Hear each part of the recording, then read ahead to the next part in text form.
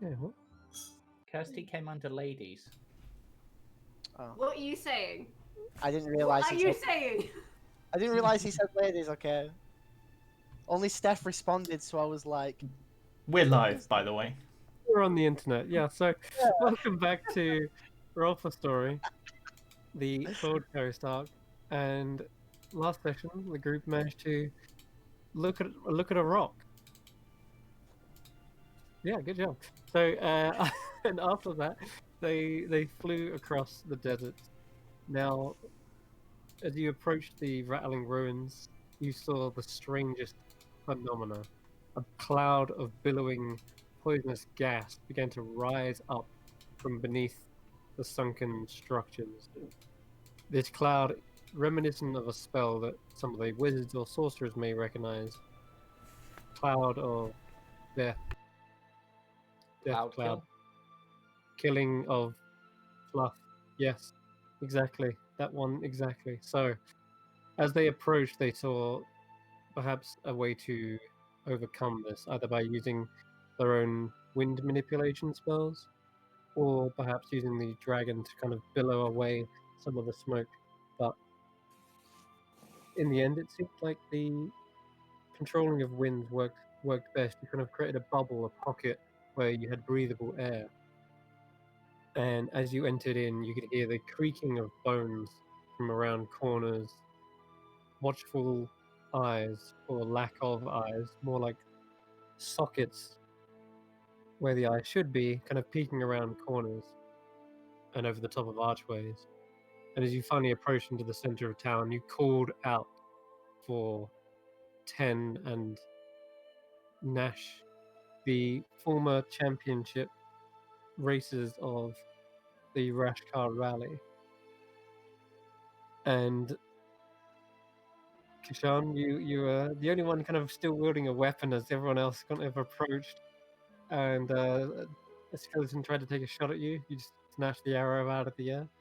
But as that was happening, you did see that the swirling mist of dispersed in the center of the town, and there, rising up in a kind of a wreath of flames, was a nightmarish horse and an even more monstrous-looking rider. The wide-brimmed hat of a kind of a racer, but they were covered in like ribbons and mummified flesh, and these kind of two burning, baleful eyes looked at you through the sand, kind of wafted across the street, and they floated there for a moment before, like, kind of luring down towards your level. I think that's exactly where we left off. So, Right. Honestly, considering this person's appearance, Irina, do you want to do the talking? They're fiery. I mean, I could. Sort of seems you've probably got some things in common. oh, yeah. Maybe. I Or if you prefer it, I can do the talking. I don't mind. I just thought I'd ask. I mean, am I supposed to be threatening? Because I can do that. no.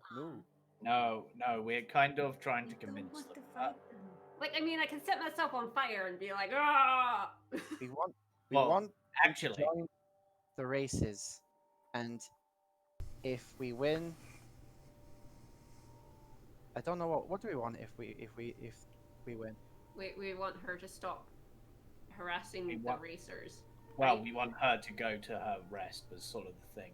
So we're effectively actually, we're basically peacekeepers at this point. So We Well, want to her be to honest, go it's to the kind of- race in the sky.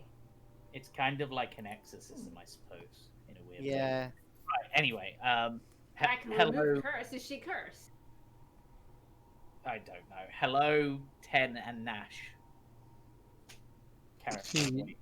She does look down at her horse, and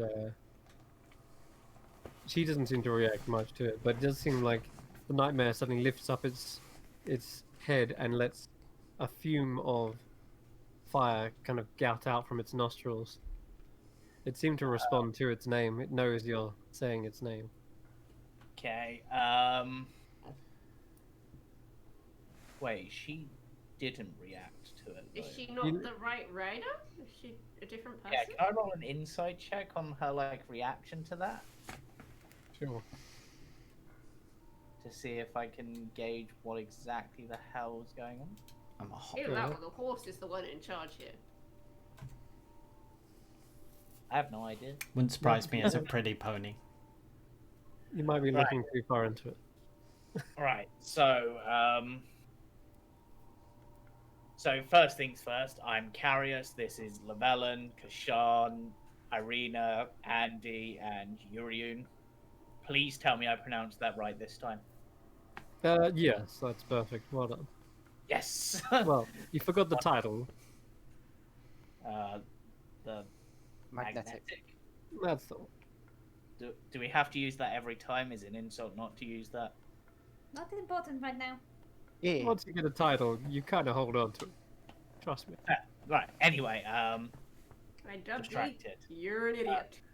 Moving Right. Right. So, introduction's done. From our understanding, you're sort of haunting these ruins and harassing the racers and stuff. Can I ask why? You see, she has this blade in hand, and the sword flares up with flame. It just ignites from the base all the way to the tip of the sword. And Candlewick actually responds to this. I was gonna say I'm kind of tempted to do the exact same thing with Candlewick right now. You feel that urge, like Candlewick heating up. I do the thing. Sweet. All right. So Candlewick also kind of erupts into kind of a burning, ashy smoke. And her eyes like peer past you, Carius, almost completely ignoring your statement. And this is why I said you should do the talking. I'm literally gonna climb up onto Lavellan's shoulders and I'm gonna mimic everything this woman does. What? Onto I- Lavellan. I don't give permission. I really He's stop. seen a nightmare before. Stop it! I smack him on the head. No. Lavellan, transform into a horse. Wouldn't that instigate things? I don't know. Just Fine, be I'll- prepared to do it, okay? At the minute, I'm just mimicking everything she's doing. Oh my god. Right, you're doing the talking. I'm going to take a couple of steps back and just sort of chill here. Idiot. You're so heavy, or I'm really weak. I hit him on the head again. Irina, did you drink the cactus juice? It looks as though Nash kind of reacts badly to this a little bit. The horse kind of gets aggressive for a moment and gets forward, and Nash just, Ten just sort of places her hand on the back of the horse's mane, which is, of course, flickering flame, and she just pats the horse momentarily. Don't mistreat your mount, Irina. Oh, okay. Yeah. I pat Lavellan on the head. Yeah, there you go. Little bit to the left.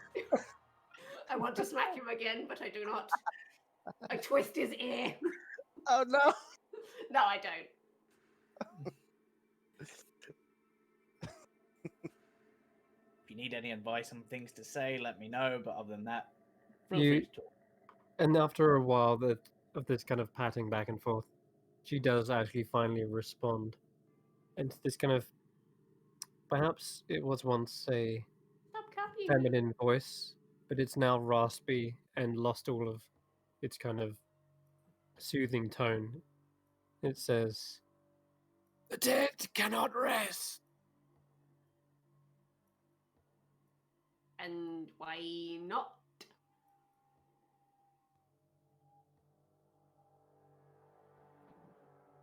We cannot pass on. Why? Why?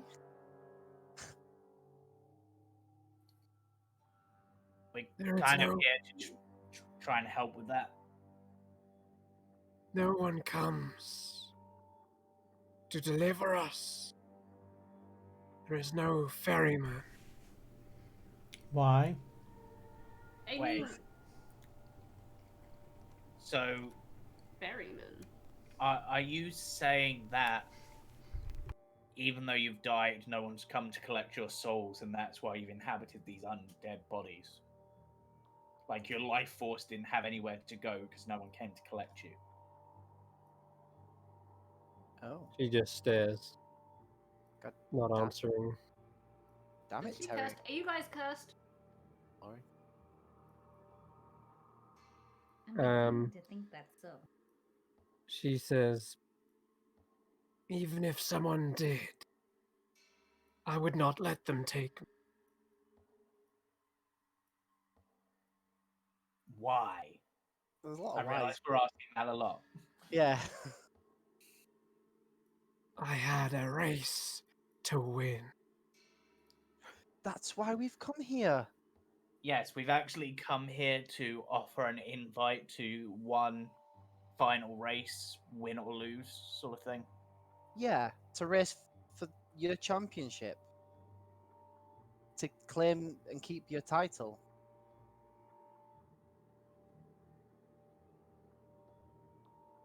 She stares for a moment, weighing this option up. A chance to finish the race. The one that was stolen from me. Exactly. Exactly.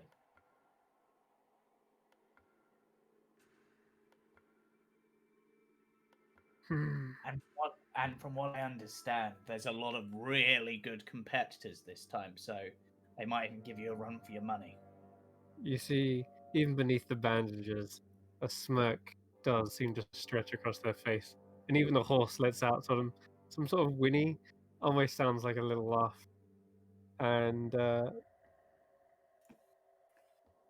there's definitely the eye of confidence in her. Right, we need to plan that. So, are you Like up for she this said, race then?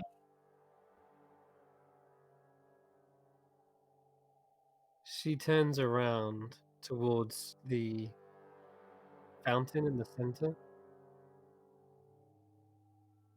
And she looks back at you all.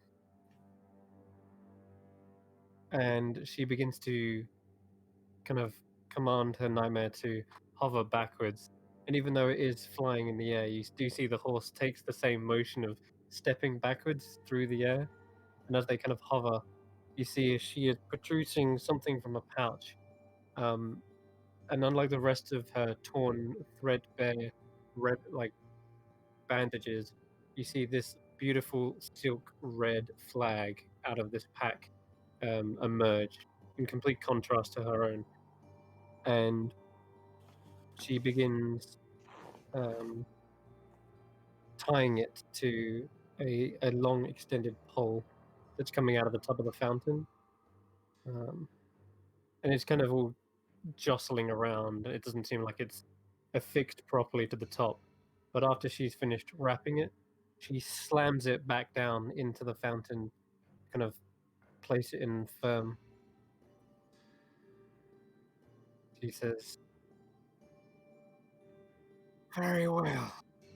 The race may continue. That's great. Oh. Oh, there's a but. We're going to add an extra event. And she gestures towards this flag. And Okay. she says, there will be a final event. This flag is representative of ones who have lost their lives during these races. As a way to pay homage to the dead, this event will be One who can hold this banner the longest.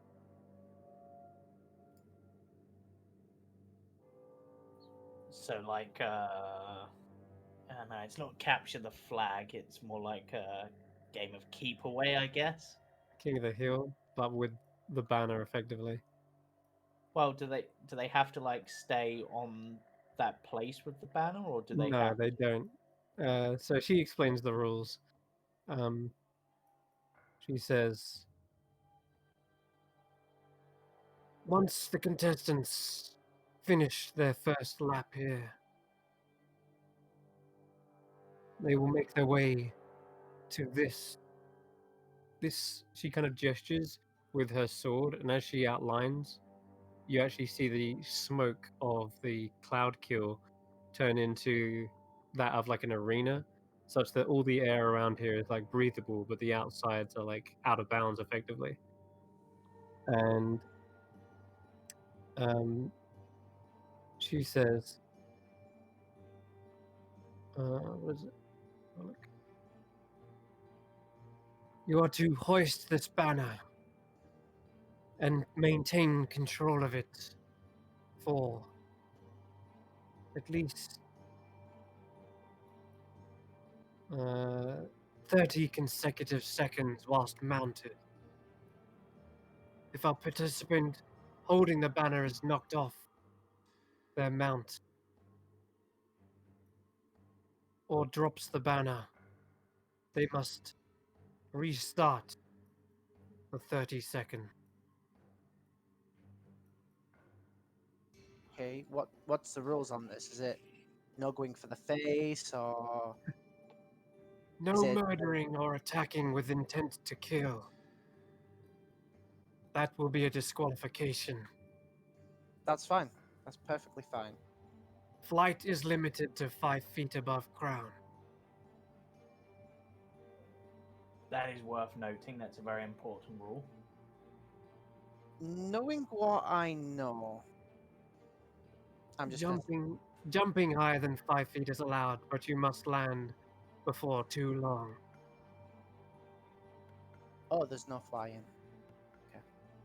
Well, 5-foot flight, but no higher. Yeah, and she said you can jump higher, but you gotta like land afterwards, right? Can't jump and then hover there. So you go up, but you have to quickly come back down. If you go higher than 5 feet. Yeah. And lastly, no teleporting or shifting into other planes of existence. Does that include yourself? Look, I wasn't planning on racing anyway, so you can look away He from nods. me. We will let the other Raskar racers know these rules. I will see them at the starting line. Can I also ask, if this goes ahead and you allow yourself to pass, what will happen to Nash? Nash and I are one. We are one racer. But I don't believe Nash is dead. You do not presume to know.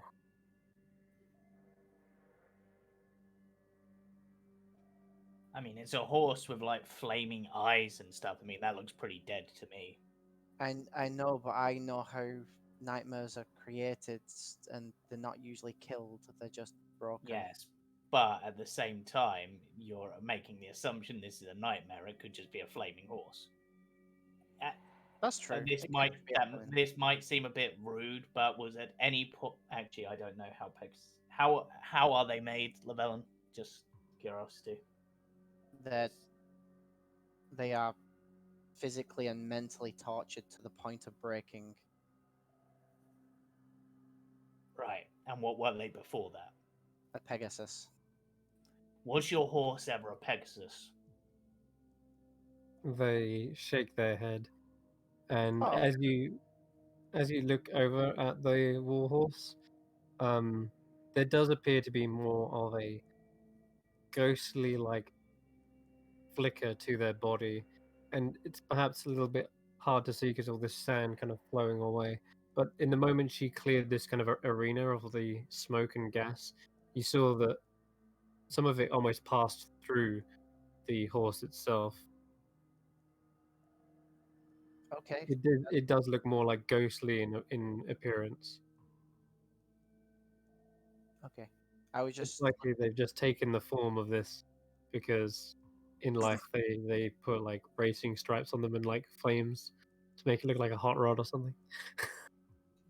I Well, I'm sorry for assuming. I was just looking out for the well-being of the horse. I didn't know that it wasn't what it looks like. I mean, to be fair, Lavellen, it's a fair assumption to make, I think, in this case. So, you know. But we agree to your rules, and we'll let the Yep. other routers know. Yep. Anything else they should know? Yeah, I have a No. question. Yeah. What happens if she wins the race? Yeah, what actually does happen in that case? That's a really good question. Then she passes on as the champion of the rash car races without her title stolen. Okay, but Yeah, I who suppose wins the us. pot in that case? What, sorry? She smiles, by the way, and at first it looks incredibly menacing and nefarious. But then when she speaks the words, you realize this racer has won so many races. They don't really do it for a prize. They speak and say, "Just make sure I get 2 barrels of Rascar sweet wine." All right, I'm down with that. I like her. Yeah, she's quite honorable. Yep, I'm good with this, and Yeah. and this is why we try the diplomatic options. Yeah, I've never come across. That doesn't mean we let her win. No, No. of course not. But My I've never come. brother's gonna kick her butt, but you know. As I've with never... seasoned racers, that is their life. That is their absolute being. They don't do it for prize, fame, or fortune. They do it for the love of the race. If there's a little bit extra in the tank, then sure. But it's only because you mentioned a prize that she's like, yeah, Well, no, give no, me some wine. she's just concerned because obviously, like, In case there was something Yeah, if behind someone it. else wins, technically they win the pot, and that's what we're after here. Yeah, You're after that. She doesn't have any use for gold. Not So whilst. So we need to make sure either one of us, your brother, or she wins. yeah, if she wins, we still win. Oh. Yeah. So You know, who's the gold going to? so That's what I was because asking. because you just want that as your prize, would then and assuming that everything goes well and you manage to pass on after the race as champion, does that mean that the prize money effectively goes to second place? She narrows her eyes and says, "That's for the organizers to decide. But if it was my choice, I would have it donated to the stable." And she pats Nash once again. See, I'm going to be straight up. The reason that I'm asking is that we have a competitor in the race. My brother, he's very good, and we kind of need. This isn't me asking for a handout or asking you to take a dive or whatever, but essentially, currently, some of Uriun's compatriots want to basically take over the entire continent. So, but if we get that money, we can use it in order to essentially help our process of stopping that happening. So that kind of is a donation to the stable because the stable will still exist afterwards. Roll a persuasion check. Very... Please roll well, Holly. This is important. Oh, yes. You said you wasted a nat 20 earlier. You were just lining it up for this. Yep. There we go. Can't argue with that. She says, "You make a good point. I thought that the stables were gone already. They went up in the explosion after my murder. If they've rebuilt, that pleases me. It's Do we true. need I some- was just in there actually.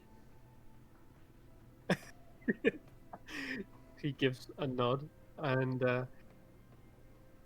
Nash lets out like a cocked head, like she looks like interested, in like who's taken over their former home. But they say, "All right, some of the winnings, if I win, can go to you, but at least make a small donation to the stable as well." That I can definitely agree to. All right. Right, we best go let the racers know. And she says, "You're heading back to the start line, yes? Yep, that's the plan. Race you." And she begins galloping across the Carrie desert. whips out his Levelin, blade, rush! looks to Kashan. Would you like to demonstrate your speed? What polite undead. Again? But I've only just done it. Giant eagle, and we take off. And Karis is gonna glaive after them and leaving Andy to ride Urion, I guess. Don't worry, you've got the fastest ride of all. Hop on. Okay, I'll just walk. The dragon's giving Yuriun, you a lift. Yuriun like grabs you with his tail, Andy, and scoops you up onto his back, and then begins massive wings billow into the air. She gets And out a little notebook with a very badly scrawled piece of paper in it that says "Dragon Rides" at the top, and she marks another tally. This is Nice. our Family's third. that third. Yeah. Sweet.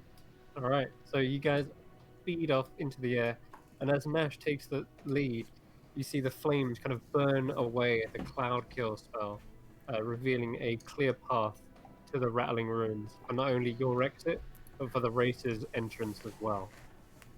The skeletons just watch, and the one that you caught the arrow of, Kashan, shakes his fist. I'll run back and give him the arrow. He now looks Sorry, a bit I got awkward.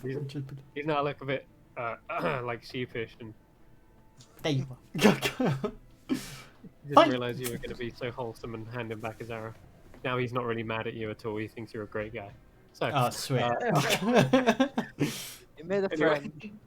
friend. That is the fastest turnaround ever. Just a big ditch in the sand where he skidded around. True. These undead aren't like held by their revenge or anything like that. They just want to race, clearly. Anyway, so these guys are speeding off now. As you guys head back to the starting line, for the sake of brevity, you get there no problem. Does take a little bit of travel, half a day.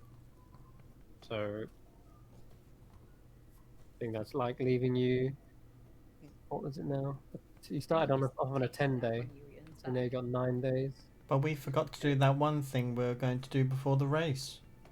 What's that? Yeah, we forgot to I'm let joking, them all I'm know joking. about what- Oh, alright. like, we're Anyway. going to go tell them all about the plans and the new things. Yeah, that's literally what we're going to do. We're going to the starting Yep. line. That's where they'll be. Yep. Oh, So you- we're telling them why we- on the that's why we starting told- line. That's why we told them to meet us. So Oh, Yeah. okay. We're telling them on the starting line. something Okay. like that. you're What in if now- you can't talk. Shh. Oh yeah. Squawk. Squawk, squawk. That's better. Yeah. Be a good mouse. Alright, so I'm gonna just quickly drag these tokens onto there. I was not expecting that to go so well. Yeah. Well, I like, also wasn't expecting my roll to go so well.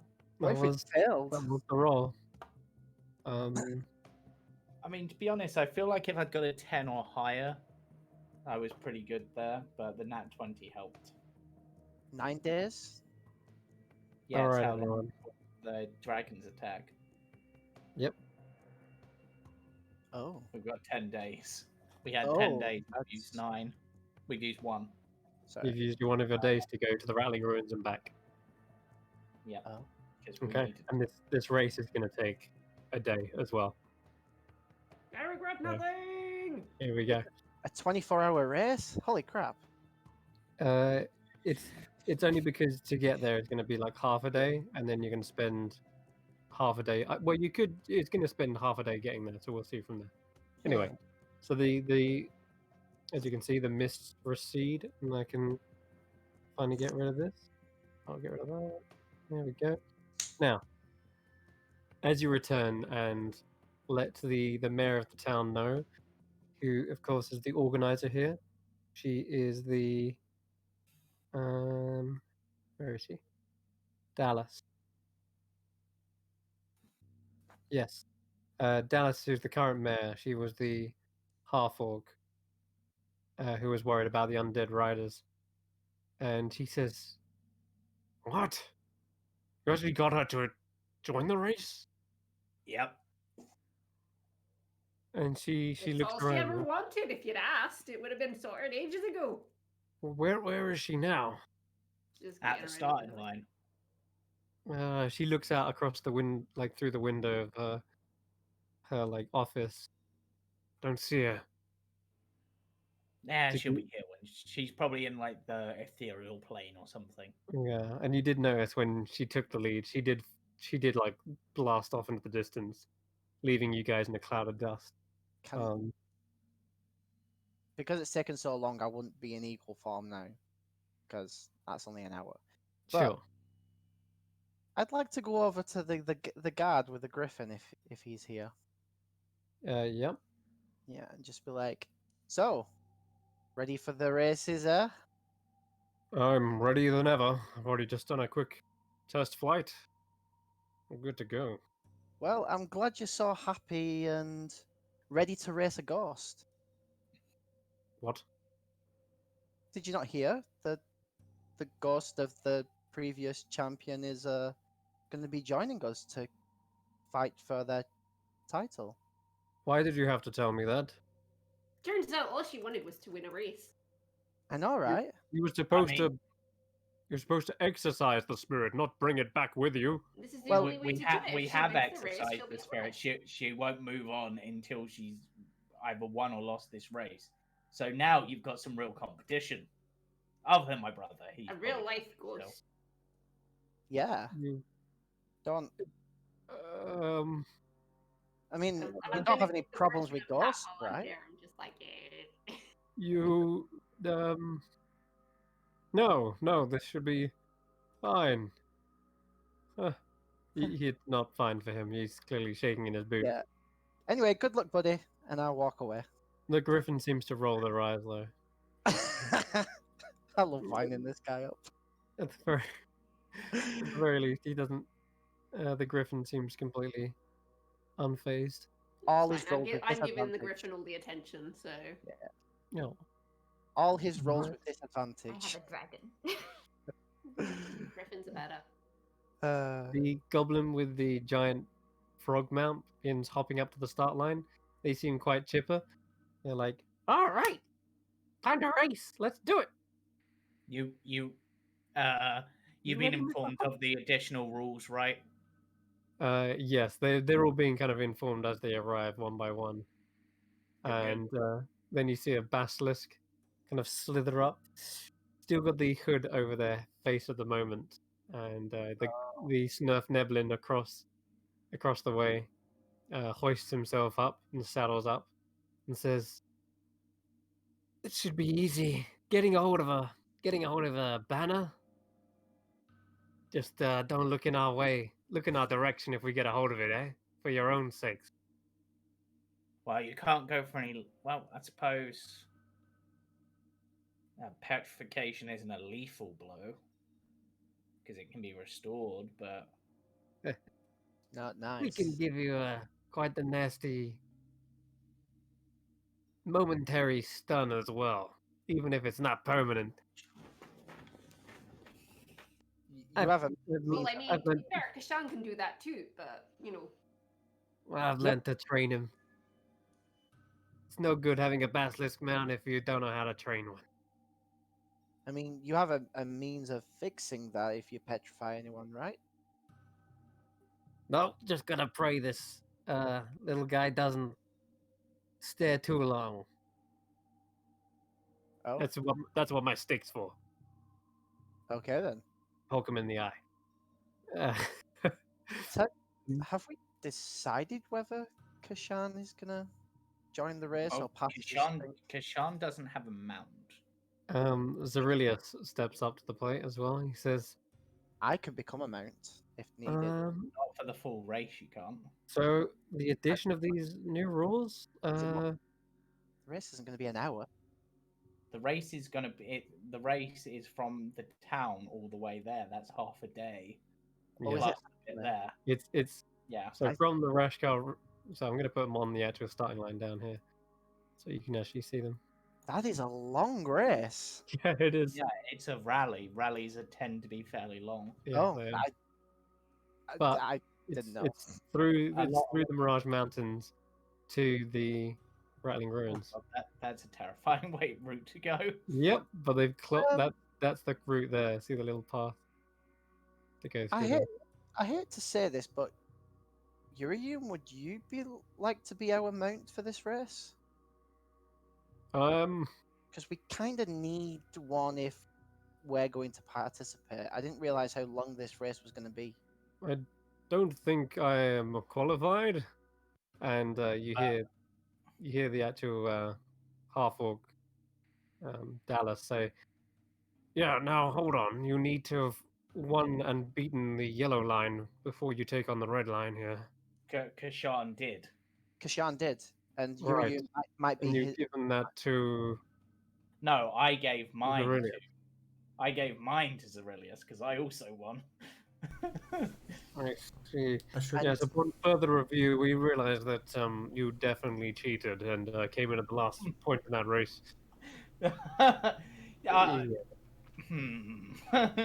Yes, I'm Okay. afraid you're going to have to withdraw from that. However, because the Knolls didn't finish, they are still not able to join this. They seem rather pissed about it. I tried to break the news to them lightly, but they didn't seem happy. Yeah, I broke the news to them with lightning bolts. That I was didn't you. realize- Oh, right.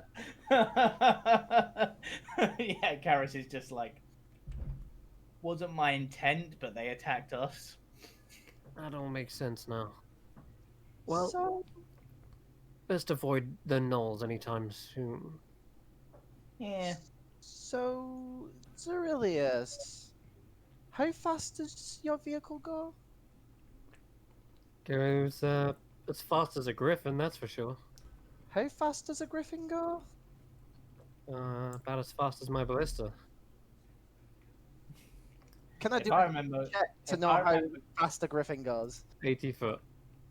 80 foot. Oh, so the same as a dragon then. I was about to say maybe it'd be worth trading out if a dragon's faster, but that's fine.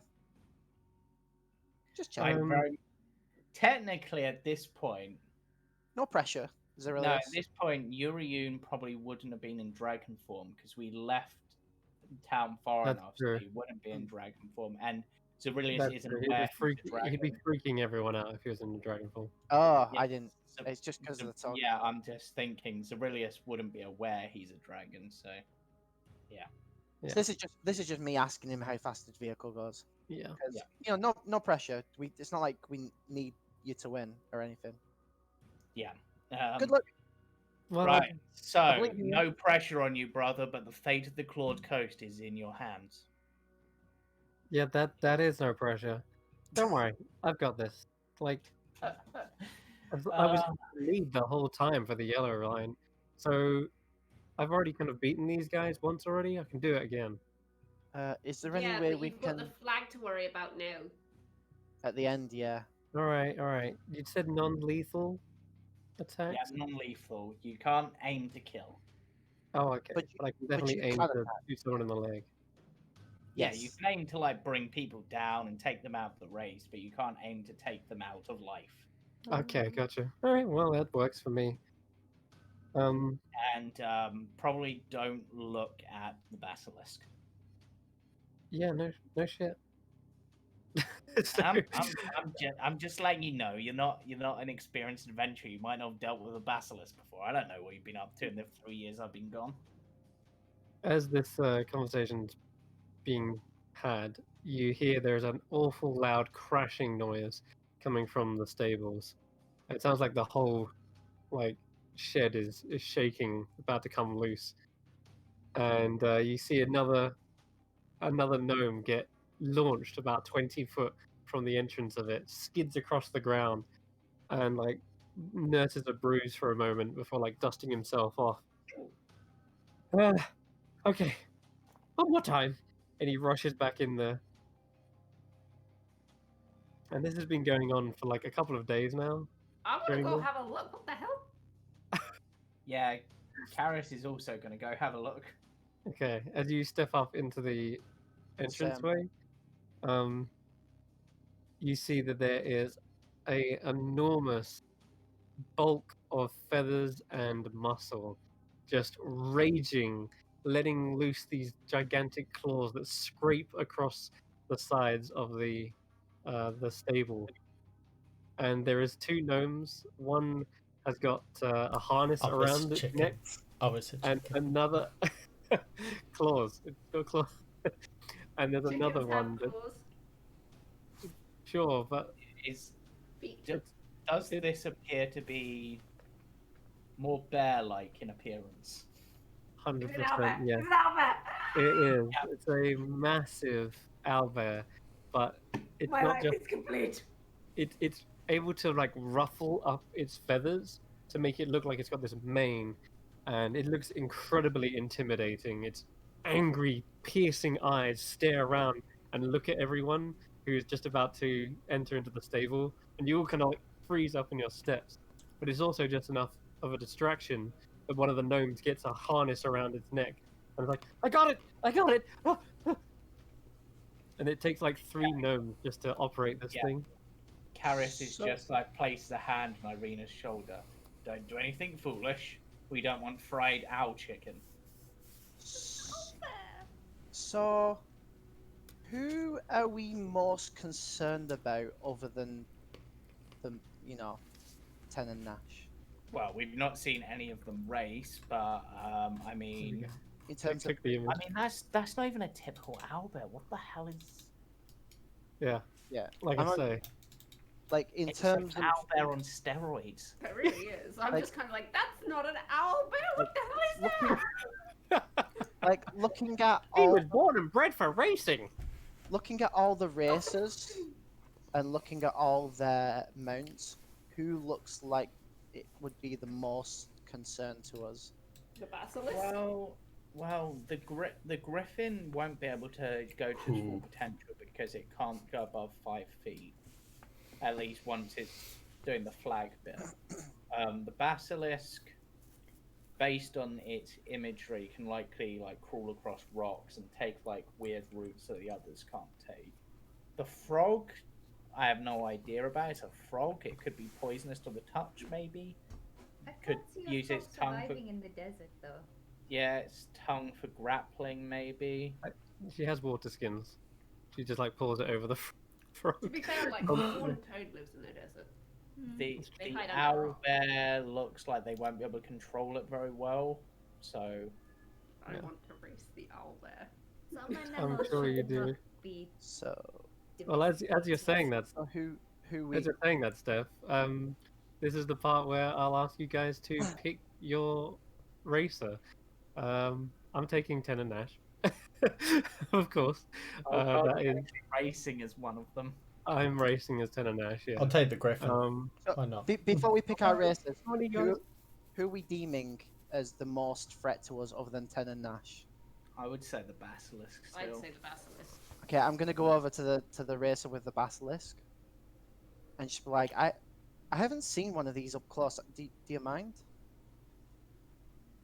You best be careful. I'm not joking. If these things No, will no, turn you to stone. not up to its face. I'm not going to its eye level. I'm gonna go Oh. like behind and just give it a pat on the back. I'm like, well, we've got Zerilius on our side, so I hope you do well, but not too well. And I use suggestion with that phrase.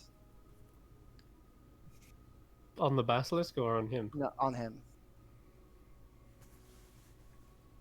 Okay. Well, he's gonna fail by the looks. That's not turn Ash, that was the golden. But yeah.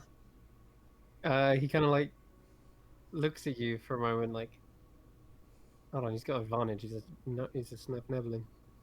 A what? He's a snap nebbling. Okay. Okay. Deep. He's like, right, sure. But Drained. I love your mount, and I just keep giving the mount to pet, and then I go back. Good luck. Honestly, it is probably the one of the mounts I would want the most, except maybe the flaming horse. Yeah. Hold on. Right. 1 second. Just trying to tip things in our favor.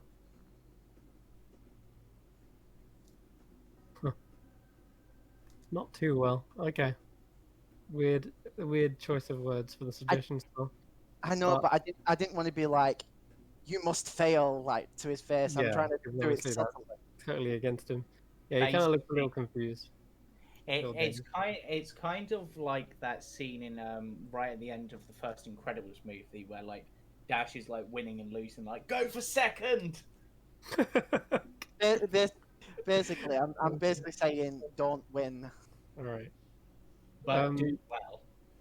So but do well so it doesn't look like anything is going amiss. yeah, sure. Zerilius, by the way, has very similar spells to you, Carius, in terms of what he can do.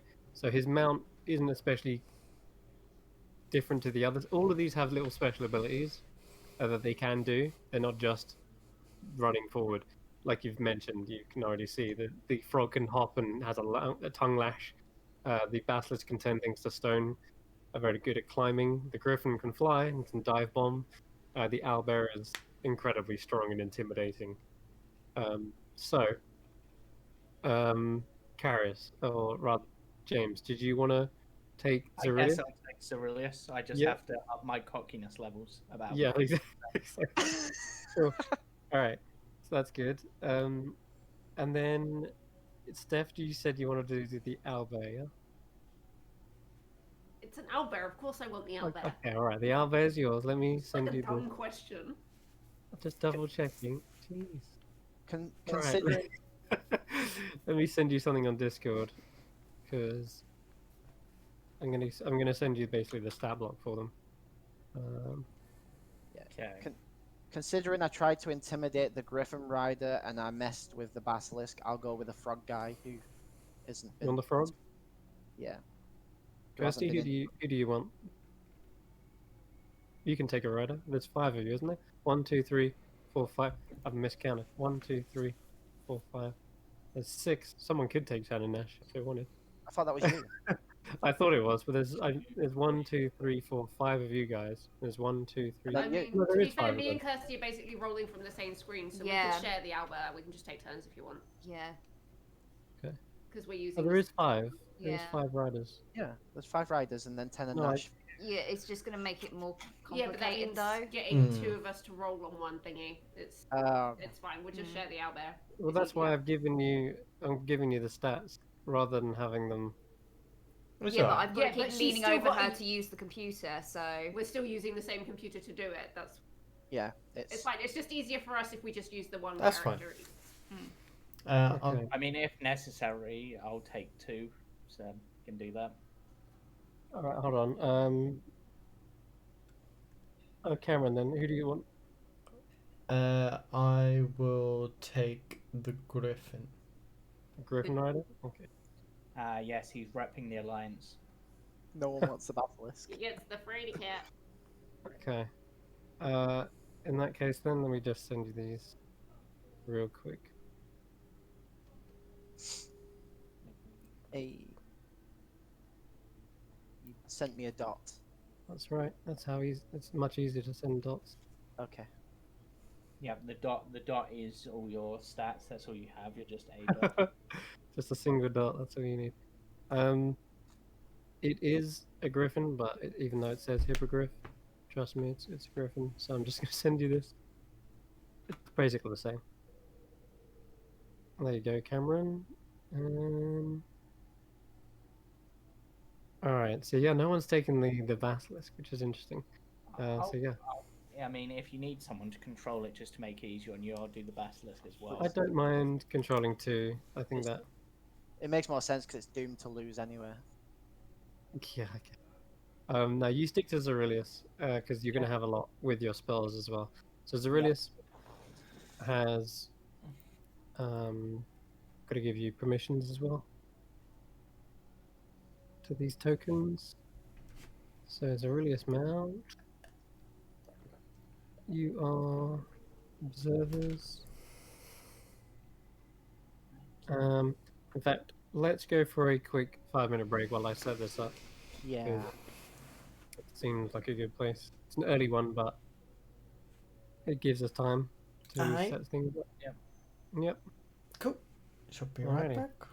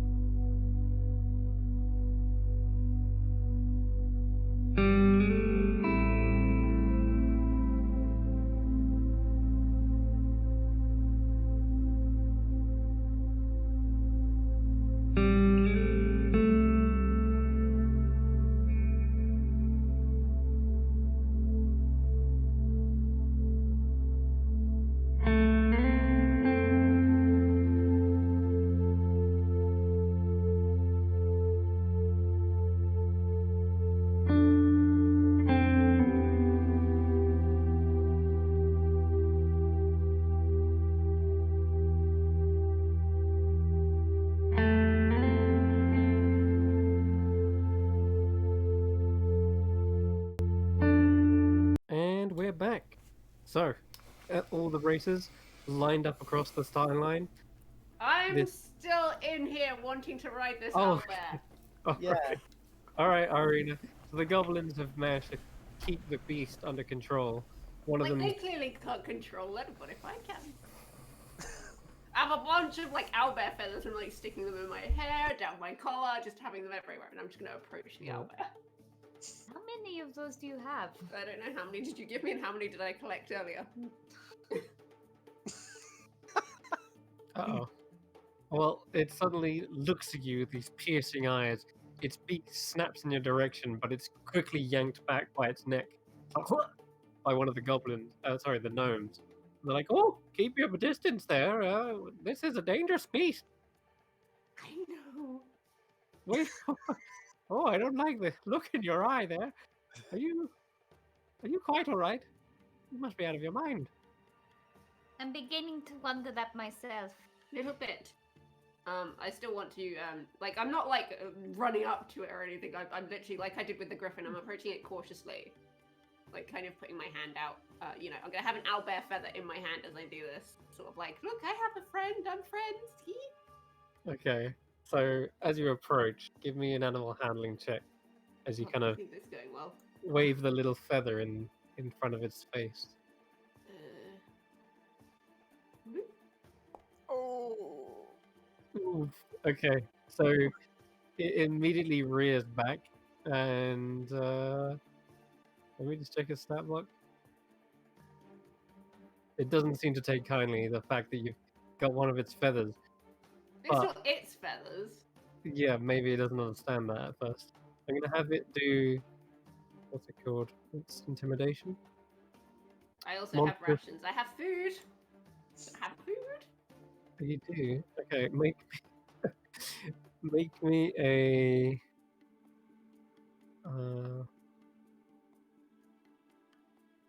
actually let's do the bear hug. That sounds hilarious. So the gnomes don't they're kind of like holding back its neck, making sure it doesn't bite you, but suddenly it rears back with both of its arms and goes towards you and goes to crush you with its hug. So yeah, go ahead and make me a weapon attack against Irina. A weapon +7. attack? Yeah, it's a so it's +7 to hit.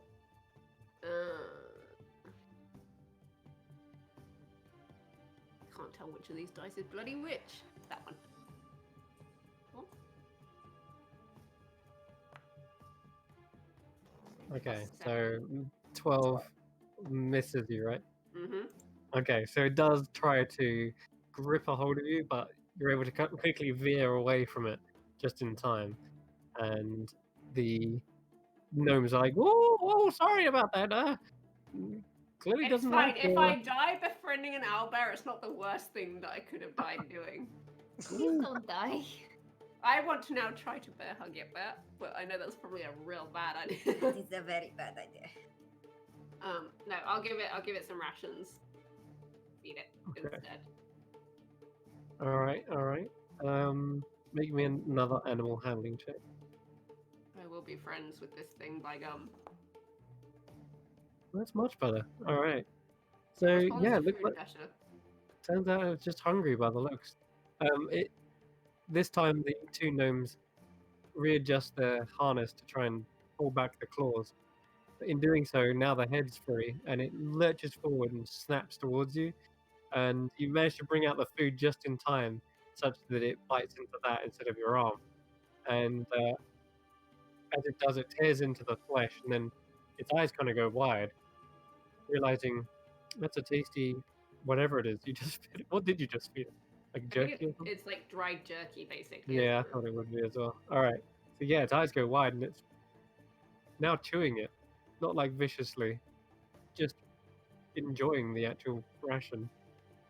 And it comes towards you again, and just when you think it's going to like bite, it just opens its mouth and like waits for another, just waiting for another piece.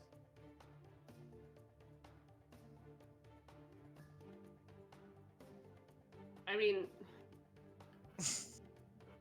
The gnomes are busy, just wrestling with the arms now, and yeah, okay, I'll take one of them and I'll kind of like rip it in half, and he can have like half of one. okay. So yeah, he gobbles that piece down as well, and the gnomes are looking at you, and they're like, On the nose. That's all very well, but do you have enough jerky to? You'd need like bags of the stuff if you wanted to try and control it 24/7. I don't want to control it 24/7. To be fair, it should be out in the wild, not harnessed up.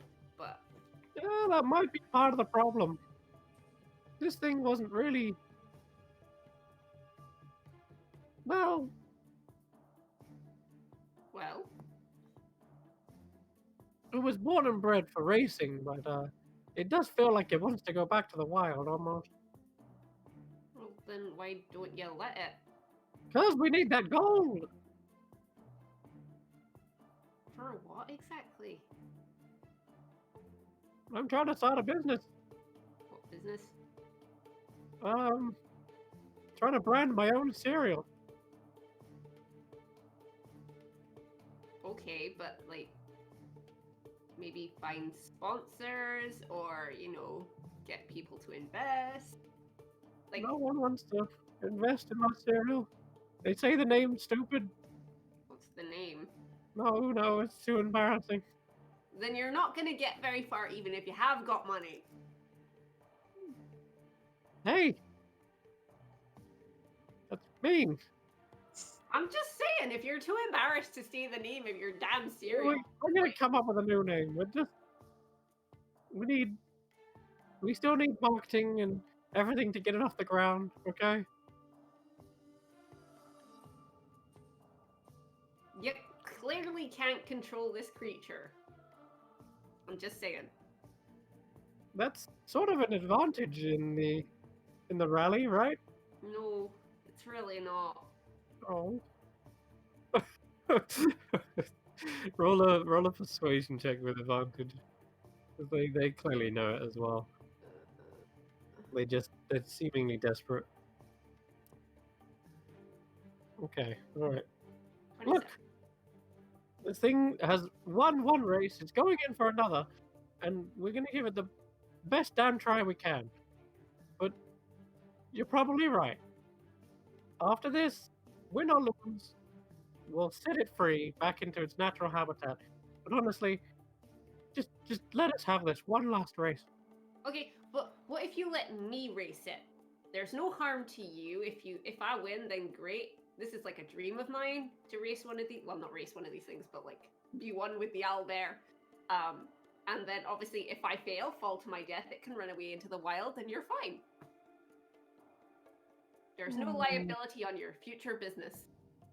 They look back and forth to one another, and then they say, well, we are missing our fourth rider. Wait, 4 riders for one. That's just mean. We're only small. Look at the size of this thing. Yeah, we lost one just in getting it in the stable. We all look outside the stable window, and there's a small little flagstone and a buried mound of sand. Okay, I want to go and find Sean really, really quickly. Okay. God.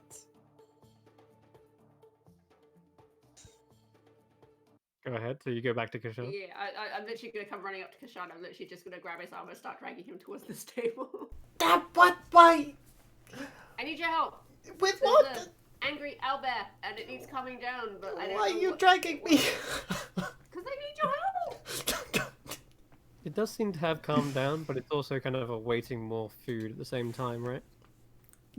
So you probably push him in the door and it's like, why? What did you need help with? What the hell is that going on? It's an owlbear. That was real. Its mouth is wide open, waiting for food. Of course they're real. I thought that thing was a myth. No, it's real. Anyway, I want to race it. Why is it so big? Because it was bred to race by these gnomes. It needs to be free, running in the wild. Why is its abs got abs? How can you see that? Maybe he just knows him first, so maybe he can tell the contours. It's very true. Okay. As you're having this discussion, the gnomes are in the background like, maybe owlbear nuggets. Yeah, I'm writing that one down. Okay, so what exactly did you want me to do with this? Like, you understand all forms of communication, right? You can get the gist of what their intent is or whatever. I don't know how it works. Yes. You want me to communicate with it? Yes. Okay. Please? It says who. Alright, so first of all, the owlbear doesn't speak a language necessarily. That's what I mean. I want him to get a gist for, like, it's, like, what it wants. Not necessarily in words. I think it looks hungry. I'll mean, say I know that. I can certainly try. Hello. Ooh. It gets bored of waiting for the food and just begins scraping its claws into the dirt, trying to get towards you, but you can see it's being held back by Wait. three gnomes. Sit. It narrows its eyes again towards you. I hold up the jerky as he points, so I'm just like, It was where just you get about your treat? it was just about to screech in your face, and then it seems to catch eye of the jerky again. This time you can roll an animal handling check with advantage. I will ride the owlbear. Was that Irina rolling or me? No, this is you this time. Oh, okay. Animal handling with advantage.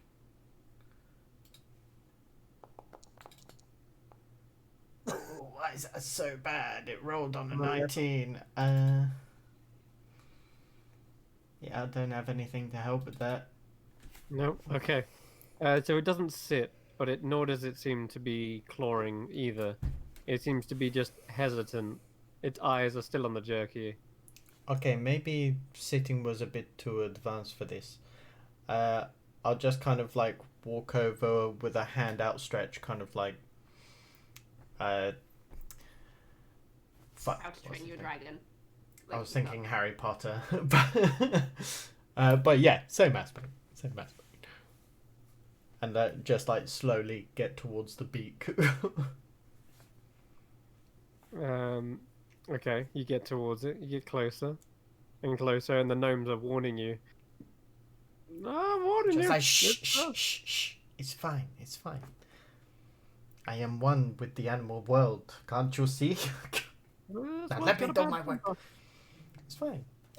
See, I will give like a little hum and infuse my key into the room around me and into my palm as I'm reaching out to it. Namaste. Oh, man. Yes, no must stay. No must stay. Okay. Trying to calm the beast and get closer.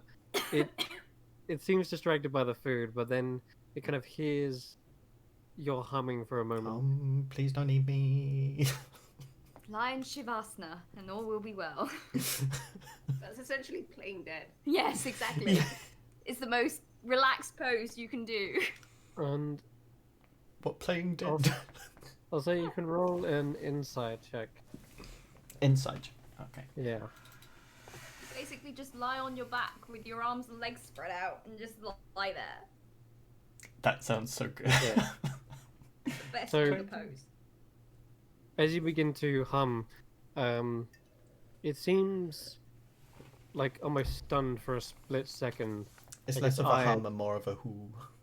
Yeah, its eyes kind of go half closed for a moment. Its ruffled feathers seem to close back down again. And just at that point, you see that the two gnomes kind of seize the opportunity to try and tighten the harness. And as soon as that happens, the owlbear goes into a That's fit the- of just rage like- again You and two tries away. to claw and You two tear away. at the Release. ropes. With a 23, you can tell that the owlbear isn't naturally in a fit of rage. It doesn't like being controlled. So I'll kind of like look to the gnomes and I'll say, drop it. Are you out of your mind? This thing will snap your head off if it. If Do you as I don't say. have- Snap your head off Drop if it. you don't listen to him. They let Oh, go. Bear is That's only perfect. angry because you're trying to put a harness on it. And then I'll be Yeah. like, there we go. It's fine. It's You- fine. they let go, and it immediately tears and rips the rope and harness from it. Hey, there we How go. would you That like saved it me a if you job. had a harness put on you. And it'll be very small. I don't think I could lift anyone. Regardless, the owlbear, for a moment, as it's tearing and ripping, its claws kind of swipe around the room, and everyone backs away. The gnomes kind of scream, but it seems like it was actually just getting its rope off, and then after a while, it's kind of like breathing calms down. It looks around, sees the bit of jerky. I'm gonna give it the bit of jerky.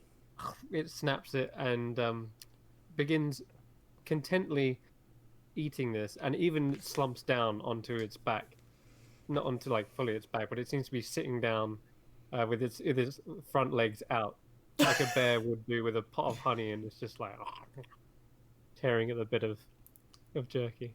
Such a good bear. Okay, and now I'll just walk over, still hand outstretched. Hmm Just be like, It looks at you, kind of backs up slightly. Ooh.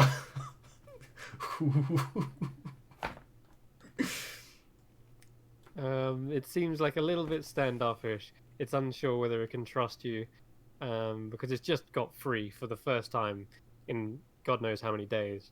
It seems a little bit wary. I have the perfect idea. I pull out my quarterstaff and I look towards the gnomes. I'll just start swinging the it. gnome? I'm not gonna whack No. them, but I'm just gonna swing at them and chase them out of the stable. Roll an intimidation check. In the Uh, meantime, I'm literally just gonna starfish on the floor, taking Andy's advice, just like being like, I will make myself vulnerable to you. I need you no harm. The gnomes are not only a bit terrified now that the beast is off its. I just kind of lick my paws, mess up my hair so it's all fair. Just Rabies! Run! It's rabid! This thing needs a leash more than the owlbear. They do run out of the stable. I clonked that one. And now that the gnomes have gone, and it's now free of its bindings, after it finishes the bit of jerky, it does kind of come over, and it seems like a little bit sheepish at first, as if to ask for more, but it does seem like it still wants some more. Like it's made a friend in you, in that you're the only one who's respected its freedom. It starts like looking around your pack, tries to find more, and then it kind of pauses and for the first time inspects those owl feathers that you had first, because it saw those and maybe thought you had some sort of like trophy of it, and then it kind of looks at it and then begins sniffing instead, and it seems more like interested and more curious about them. And it grabs one in its beak and then holds it up to you and like tilts its head. And then it looks down at its own feathers and begins to try and push them in. I'm And I'm just gonna sort of take another one out and just sort of tickle its nose with it. it kind of like claws gently at your hand. Tries But to get away with it. Head does a 180. the plumage that you have is much brighter and more colorful than the one it has, and so as it's trying to put in, they do kind of stick out. Well, obviously Andy got them from an area that was more snow than desert, so it's like the opposite. Absolutely, yeah. They're kind of bright white with tiny speckles across them, whereas these ones, in the art, it looks kind of more grayish, don't they? Is that grey? Brownish. Brownish. Yeah. Okay, then brown. Yeah, so they do kind of stick out, but they almost kind of match the face in a sort of way. But yeah, it seems like it's decorating itself with these new feathers. Like I'm gonna keep a couple and tuck them in my bag, but the rest of them are kind of like put like so he's got like a fancy sort of mane. Yeah, awesome. All right, cool. Yeah, it seems appreciative now that it's got this new set of racing stripes, and it goes onto all fours, and it does like a little quick lap of the stables, shaking the entire foundations as it does. And then it suddenly comes to the entrance and spots the starting lineup. All the other races are ready there, and you can actually hear the like last call because it's been going on for a while. You just hear the organizer Dallas say, "All right, all the racers, you have 5 minutes before I'm shooting this here gun. The starting gun. It's not. Don't worry. Don't. That wasn't meant to be a threat. That was meant to be. He's got a gun. Take him out. Yeah. So. Yeah, I just want to go up to the side of the owlbear and kind of like pet it and just be like, "Would you like to race?" It looks to you and looks to the race, and there's a look of determination in its eyes, and it begins to claw itself forward out of the stable. It kind of has to duck underneath. And as it's ducking and going low to the ground, it's an opportunity if you wanted to try and climb up on it. Yes. All right, you climb Break up, a leg. If I break and a leg, it'll be totally worth it. I mean, it's an expression for the stage. I know it is, but like, even if it wasn't, I wouldn't care. We would. You can see she's literally got tears in her eyes. She's just like, and although you've climbed up, and it doesn't seem to have either cared that you've climbed up, or maybe even notice your weight atop its bulky form. You have to duck as well underneath the stable doors as it finally comes out into the open. Its eyes squinting at the new bright sun that it might not have seen in a few days because it's been chained and locked up in here. And it kind of picks itself up and begins to gallop towards bound towards the starting line. And as soon as you do arrive, you suddenly see a whirl of smoke and fire explode near the starting line. And there, whoosh, atop the flaming horse is Ten and Nash. And the hat is kind of tipped to everyone in all the other races. The Griffin Rider is absolutely spooked. Could you roll a wisdom save for this guy? Just roll a d20. Just a flat d20. "Who?" So this is for Cameron. Yeah, he's immediately spooked. He's like, maybe I'm gonna pull out of this race after all. In fact, actually, no, I'm just That's gonna go not to the what end." I think, says the Griffin. He distances himself and goes to the opposite end and says, "Oh, here, you can take my spot. Wait, you're not the gnomes. No. Who are you? Oh, wait, Hello. you're riding that thing? Yeah, right, I am. Full of surprises. Thought you were supposed to be a librarian, not a beast rider." She has many talents. You do. She probably read it in a book once. All right, with everyone not, on the not starting a line. not a like book of fact, like an encyclopedia, but like in a book of fairy tales, maybe. But it counts. I'm not very, very worried. Like, if Hold I on. die, I have no regrets. You're only just worried? She learned about this in a fairy tale book. And a lot of people don't think elves are even real. No? Possibly. Okay. Well, let us begin the chase. Oh, sorry, the race. Quick reference guide. There it is. All right. So, with everyone lined up on the starting line, this the announcer gives us this kind of speech. Welcome to the Rashkar Rally. We have been postponed for a little while, but thanks to these fine adventurers, the race is back on. And it seems someone has come to finish their championship race once and for all. Tenor Nash, good to see you again, even if circumstances are a little grim. You were robbed of the race long ago. The last one, and those assassins came along. I need not say any more. We all know why you're here. Best of luck. May the fastest racer win. And they outline the rules real quick. The goal is to get through the sinking canyon, past the Mirage Mountains, to the rattling ruins. There, the banner must be hoisted and held for 30 consecutive seconds whilst atop your mount. Only then will we have a victor. All right, on your marks, get set.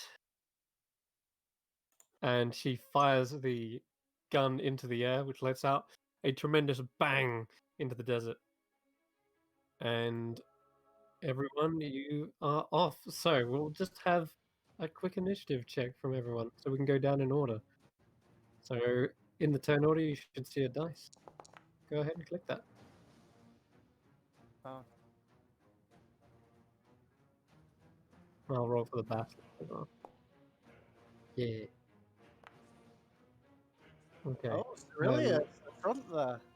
Oh, Aurelius sped off. Jeez. Ten and Nash. And 10 now. Oh. Okay. Yep. What's the dex of the owlbear?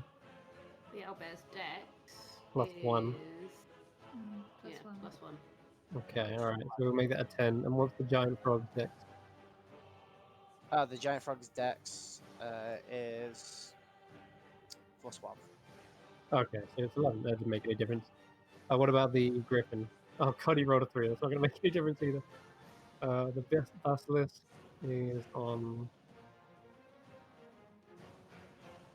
minus 1 dex. Okay, then we're all good, I think. I'll just take Yeah, we're it. good. We're good. Alright then, let's just get this underway. Actually, having said that, Nash is +2. So that's going to be 11. Yeah, with 0.15. And 10 Means they're actually second. Sweet. Yep. Cool. Perfect. What we All right want. then. So Zerilius and 10 are immediately sped off into the distance, getting a little bit of a lead on the others. Unfortunately, as per the wisdom save, it seems like the rider is like, we're just going to wait a little bit, wait for the ghost horse mummy woman to go ahead of us. That way, we don't need to Yes. worry. We can kick back. We'll overtake them when I'm feeling confident. Okay. And the griffin's just like, come on, like, let's go. We riled him up enough. Hold. Okay, now we'll go. I love it. Keep the fans wanting. It's Talon. It's Talon, yeah. It's Baba Yaga's old griffin. We literally have a Right. Griffin Nothing Rider in our crazy. Thursday game. So, 10 is gone 60 foot into the distance. And what's your basilisk? Wait, I know what the basilisk is. What's Zarilius is going 80? That's what you said, though it says 60 on his sheet. Oh no, that'd be 60 then. 60 flight. Cool. That Yeah. makes things easier. Oh, Alright. not as fast as I thought. Not as fast as a dragon then. Not Is as that fast as the train, no. can No, the- but slightly faster than Carius, which is basically what it was designed to one-up Carius. can the vehicle dash? It can, yes. But we're going to assume everyone's mostly dashing at this point. But as you kind of pick up speed, you're kind of accelerating off the starting line anyway. So, and I need everyone to roll me another d20. This is for complications, and we'll go down from from top to bottom. So Zarilius can roll the first d20, and we'll see what you Okay. get. Let's see. 10. 10. Okay, cool. You got a complication. You Yeah, I have know I do. a crevice. Oh, interesting. Yes, And that crevice is for the flying mount. true. It is an interesting thing. Let me just check the hazard. So, yeah, it's a whole crevice or unseen obstacle. It can even be a steep incline. So we're gonna say we'll say that as you kind of all begin to spread out, trying to avoid the potential dangers of each other's mounts. Zarilius, you see that there is a steep incline in one of the sand dunes up ahead. I just need him to make a dexterity saving throw to navigate the impediment. 10. This is using the stats on his sheet, I'm assuming. Yeah, this is using the stats mission. Yeah. Nice, excellent. All right. So you see him kind of lean back on the ballista and pulls the handlebars backwards so that the mount kind of kicks up and off the ground and just barely skirts the sand dune instead of like colliding into it. All right, and then Ten and Nash, see what they get. No complications. They just speed off into the distance. And Giant Froggy, what was his name? Mr. Flippers. Yeah, Mr. Okay, Mr. Flippers, give me a d20. Okay. Da, da, da, da, da, da. 6. Fantastic. We have a complication in the desert. It is going to be. Really? That's early. But there's a cliff apparently. So How tall? well, that's a good question actually. Okay, it's a fairly steep cliff, but you probably look like you're able to make it just about. I'm gonna need you to, as you're kind of like hopping along, you're trying to eyeball it, like where you can jump up. But I'll tell you what, you can give me a athletics check with advantage. I mean, 'Cause you are- can I power hop it 40 feet into the air Is that your once per day thing? twice per day? And if anyone is moving forwards, is there anyone 40 within 40 feet of me as well? I'll say it doesn't look that extreme. It looks about 25, 30 foot, roughly. Oh yeah, It's not. but if, Yeah, would it's not anyone mad. be would anyone be within 40 feet of me as well in doing so? Like I've run forwards, come to this cliff, and Yeah, all of the other races are pretty much within 40 foot. okay, so Zarilius is the closest. I'm gonna power hop to land on top of him, Okay, sure. which is a DC check of dexterity. All right, you're gonna try and power hop on top of him. Let's see what you get. First of all, just roll me for the impediment. Just roll the strength athletics with Sure, advantage. it's, If you can pull this off and power hop, you can power hop onto them. so plus 2 for strength, plus 2 for proficiency, so would be plus 4 Mhm. together. 12. 12 is actually the D. Yeah, you beat that. Yep. Ooh. Thanks to the +4, you do manage to make it. So the frog leaps up onto the cliff, which looks almost an impossible jump for every other racer, but you do pull it off, and then you can see from below, like below the cliff as well. You can see Zerilius has just gone over a sand dune. You want to try and make that power hop? It is, yes. That's my first of 2 power hops. And he has to make a dexterity save. Okay, it's Zerilius, make a tech save. I'm sorry, I'm not doing this purpose, but I'm not playing me. No, this is good. You are. I mean, I think that went without saying. You are trying to win, no matter who you've taken control of here. So let's see what Zerilius gets with a deck save. Oh, Mm. dex save. Right, Mhm. let's go again. Dex You're save. good at this, right? Okay, that's a pass, right? We've been given 12. Yeah, you will have the +2, yeah, right? Yes, so it's a 12 to beat. So he beats it. He takes half the damage, but doesn't get knocked prone. Ooh. All right, Ooh, roll so damage. half 19 is well. There was that 46 plus 2, right? Oh, it is there. Yeah. Cool. So you take 10 points of bludgeoning damage as you feel a huge frog just land onto the back. It tips the edge of your Hmm. your ballista into the air. It almost lets off a fire like a misfire, but Zerilius is like able to kind of hold onto the trigger. Yeah, and he gets Zerilius. pushed. He gets pushed to an unoccupied space, whether that's forwards or sideways. I don't know. That's up to you whether you want to roll it. Okay. To the side, we'll say. Cerilius is essentially me, right? So would that mean they also have my reactions? Yeah, I guess so.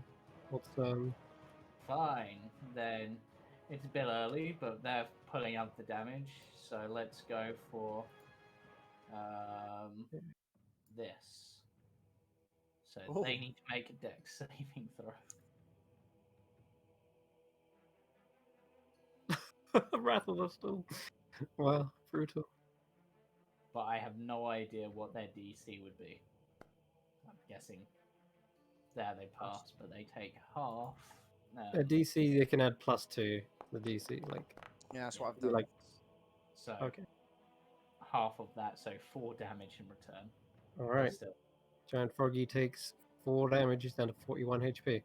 All right. The little lightning zaps them, and you see that Zerilius, although you've evaded this, you've kind of veered into the path of a giant owlbear that is careening forwards. Can you roll a d20 for me, Kirsty?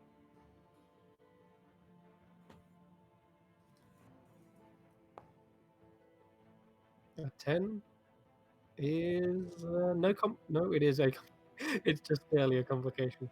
Looks like your complication is right in front of you though, so we're gonna go with that. Zerilius has veered in front of you, and there's this. You're going. What's your speed? Just check. Owlbears go pretty fast, right? 40. 40. Okay. All right. So up ahead, you can see this ballista that's kind of veering around, leaving like dust clouds in its wake. But it is in your path. What do you do first of all? Or would you try and? I mean, if it comes too close, just be prepared to like do a paw swipe to kind of bat it out of the way. Just kind of go, excuse us, Okay. and then carry on. We'll say this dust cloud that it's kicking up as it's kind of skidding around is your complication, and if you want, you can roll his Constitution saving throw to make sure he's not blinded. Well, the other option we've got is we can use our monstrous ferocity to fluff up the feathers to protect my eyes. Yeah, I know it's meant for more intimidation, but it it will- does the job, I guess. it will- but... It would, but it's your once per day ability. I just want to point out. No, I know. Um, That's why I was kind of like. I Now, want to see technically, different. Irina, am the rider here. Can I do Yeah. stuff? Yeah, I mean, sure. If you've got things you want to do. What can I do? What can I do? What can I do?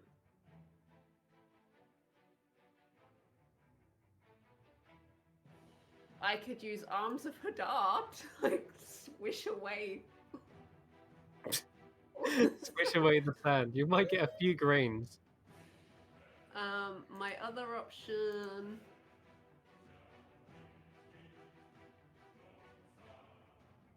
Because I'm not allowed to teleport or go into the ethereal, so that's kind of out.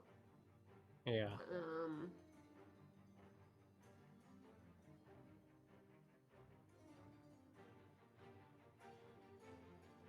Yeah, I can't really do Okay. much. That's fine. Just see what you get on the con save, and we'll go from there. The owlbear doing the con save, yeah? It is, yeah. Well, it's got a +3 to Constitution, so that is fine. Are you going to roll? A lot of these Ds aren't particularly tough, purely because your 17. mounts aren't tough. That is absolutely a pass, and you are able to duck behind the owlbear's flaring feathers, and so you're just beneath them barely. Meanwhile, the owlbear has kind of got these big, thick, bushy eyebrows, and it kind of tilts its head forward as it's bounding forward, and all the sand just gets caught up in its eyebrows instead. And it's not blinded, and as it comes out of the cloud, it sees Cerilius in front of him. All right. Let's have a look. You can. So if you got a complication this round, you can't dash. That's just your full movement. Oh. Whereas Tin and Nash didn't. They're gonna go. Yeah, they're gonna go the old 120. Yeehaw! I did move 40 feet forwards though with that jump. So. Okay, I'll move you another 40 foot, Well, and we just have. Yeah. So you're up 60 foot. Alrighty. Let's go down to the basilisk and the griff. So go ahead, Cameron. Roll me a d20. That was not for the giant toad, to the basilisk. Yep, so good.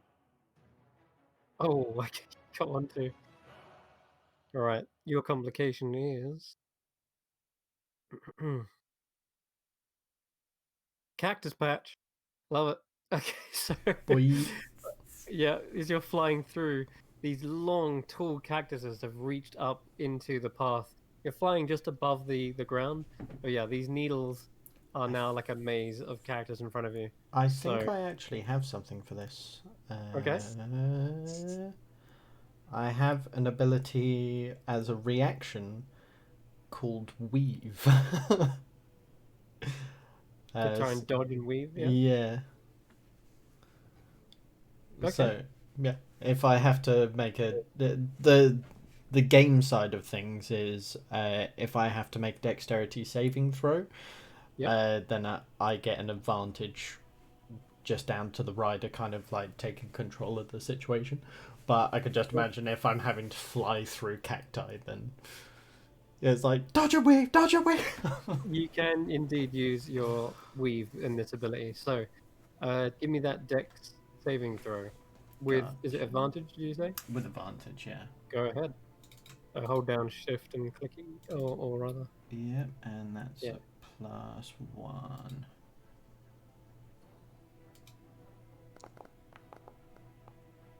Oh, sounds about right. Alrighty. I can imagine the hippogriff kind of like knows where to go anyway, but the rider's like, no, this way. It's like, ah!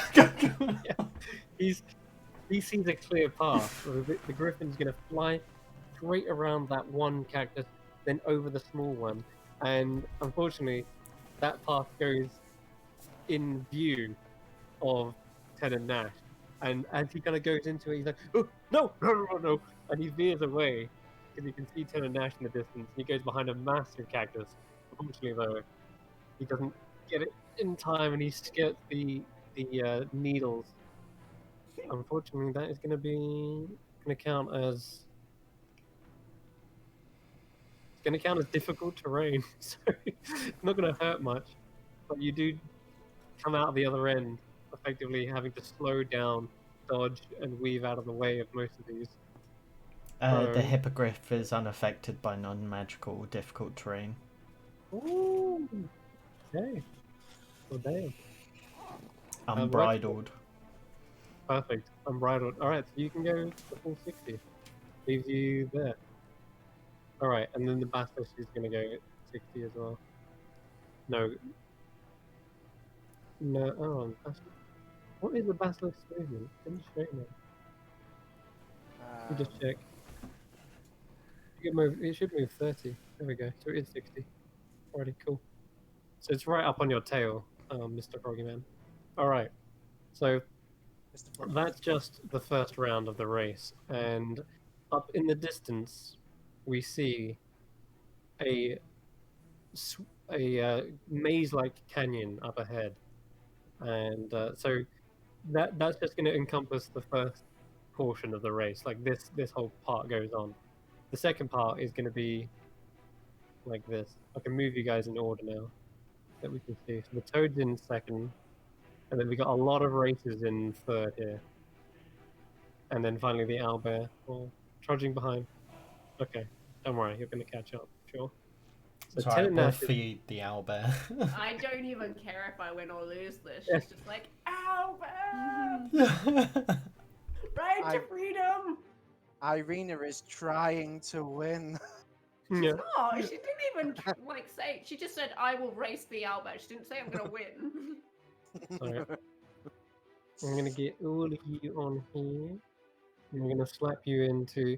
Tenant Nash sped off ahead. They have cleared the distance.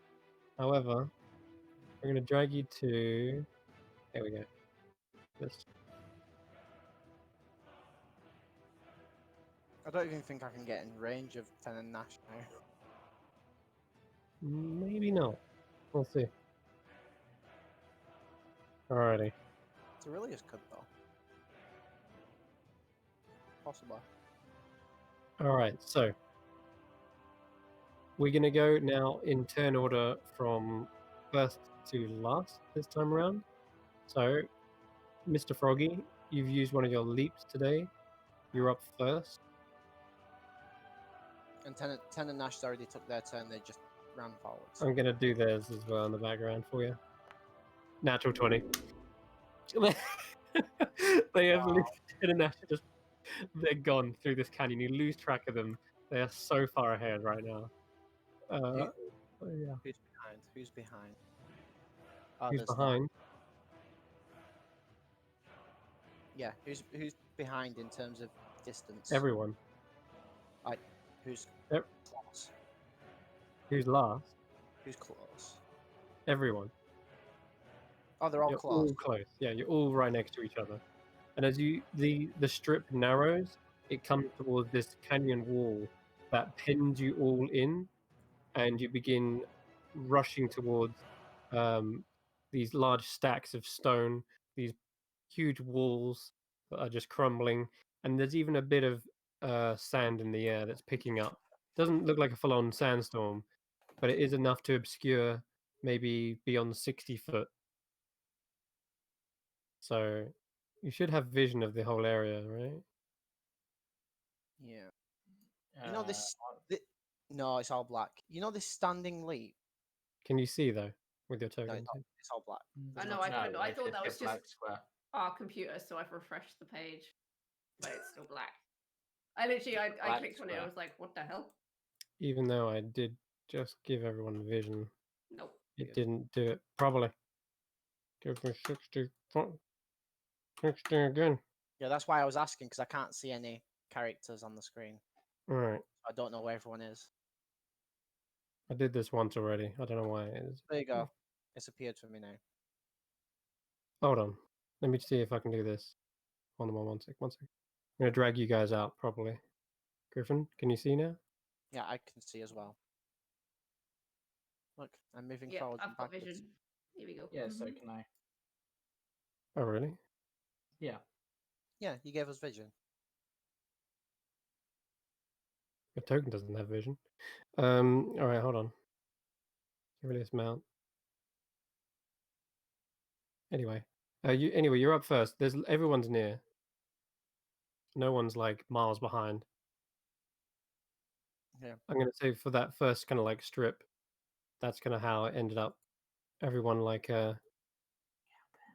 basically kept in close. There we Yeah. go. Um. 40 foot. That was just to determine the kind of turn order for the next. Yeah. The Next. standing leap says with or without a running start that I can use this, and it's 25 feet. It doesn't say how many times I can use it, or does it just replace my natural speed? No, yeah. You can just leap, run, leap, run, leap. Okay. So you've I'm basically got 45 foot movement, uh 50 foot movement, kind of. yeah, naturally, yeah, then if that's the case. Mm-hmm. Um So you're down here in the corner. You've got the lead on everyone. Everyone is close though, within like striking distance, except maybe the owlbear that's about what is okay. it, 25 foot away. Gonna go for the guy in the griffin because he can fly Nice. with a tongue lash, and if this works, I am also going to move my 50 feet forwards as well. Alrighty, roll to hit. It is weapon attack plus 4. 2, 3. Come on. Oh, that's lame. That Lame. is a miss, unfortunately. So yeah, the griffin sees this long tongue whoosh, whipping towards them, and they're just able to quickly fly over it just momentarily. Well, it's more going for the rider. He can't like grapple. Oh, the rider, yeah. For what was his name? I don't know, the guard Mhm. guy, His name was like Ross or something. something like that. No, All wasn't right. his name like ridiculously similar to the town or something? Wasn't it like Yeah, Rosh? there's Rashkar, and then his name was like Rossar. Something like that. Rossar. Yeah, it was Rossar or something, wasn't it? Yeah. Yeah, and then I'm gonna move my His name 25. is literally Roskar. Because Right. I Yeah, I remember, thought because it it's was. basically Oscar with a R on the front. Yeah, Yeah. and then I'm gonna move my 50 feet forwards. Oh yeah, there it is, Rosscar. Yeah, we'll call him Ross. So yeah, so Ross is just barely able to kind of like duck underneath that thing, and he kind of like whacks it again with a hammer, maybe. Yeah, and then you just see that the frog try to leap forwards to get ahead, and then runs an extra 25 feet, or attempts to, depending on what you guys do in range. Okay, so pick your direction on the map for me. Uh, And I don't know. going, I feel like we need some music. how tall are these cliffs, by the way? Not tall enough that you couldn't leap up them. Not tall enough that I Yeah, can leap. you could leap up them. Okay, straight forwards then. Alrighty. So it's but I'm not gonna move, put my feet or whatever. Some race music. All right, so you guys are gonna move your token. Go ahead. So 50 feet, I Yep. assume, to like wherever this is. Yeah, Cool. Alrighty, there you go.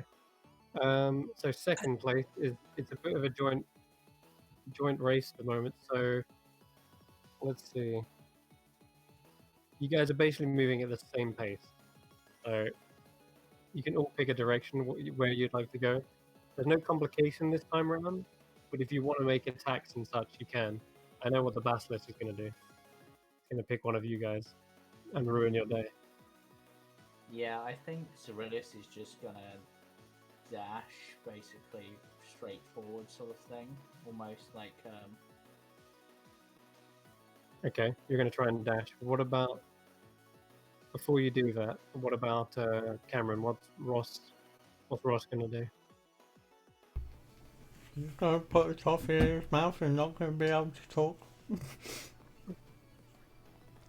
Yeah, this is a problem. Okay, we're good. So, yeah, he's going to go at an angle above to try and get, like, he may lose about 20 feet, but he wants to try and go up. Okay. Alright, so he kind of goes for an aerial maneuver upwards. Mm-hmm. I think the Basilisk doesn't like the fact that Zurilis is going to try and speed ahead, but nor does it like you going potentially out of its range. I'm just going to roll a d2. One is Ross, two is Aurelius. Okay, Ross, the Basilisk turns towards you and begins to use its terrifying gaze. We're going to see what it gets. Did I just close it? Go me. I closed it. Alright, I think you are going to need to make a Constitution save. I'm pretty sure. Let me check. Here we go. Alright. Lesser +1. petrifying gaze. So I need you to roll me a Constitution save on the Just mount. 10. 10. That is a fail. The DC was 10 plus 2, so 12. So you barely fail, and on a failed save, you see that as you're about to fly upwards, the wings of your feathers become like grayish in color, and they Oh, freeze sorry. up. 12. Wait, what? The hippogriff uses its rider's proficiency. So, But is it proficient in con saves? it just says saving throws. I want saving throws as well. Mm-hmm. Damn, alright. Guess that's a success then. I need to close this. Hold on. No. So it's got one con plus the 2 from the person. Yes. So +1 for the +1 to con, and then +2 for the added PB. Hold on, it's only got Dex as its saving throw. No, but look at the mounted down below. Oh, sorry, that's where you're looking at. Right.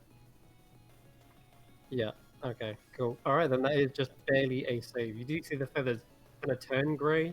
They don't turn to stone, they kind of just lose their coloration for a moment. And the hippogriff remains at like the ascending altitude. And the basilisk just hisses in frustration. Alright. In that case, then it's going to move forward. So we can all move forward at the same time now.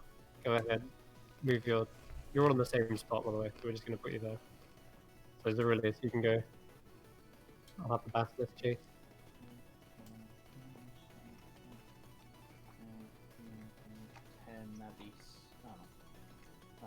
Apparently can't go through the wall, so 1, 2, 3, 4, 5, 6, 7, 8,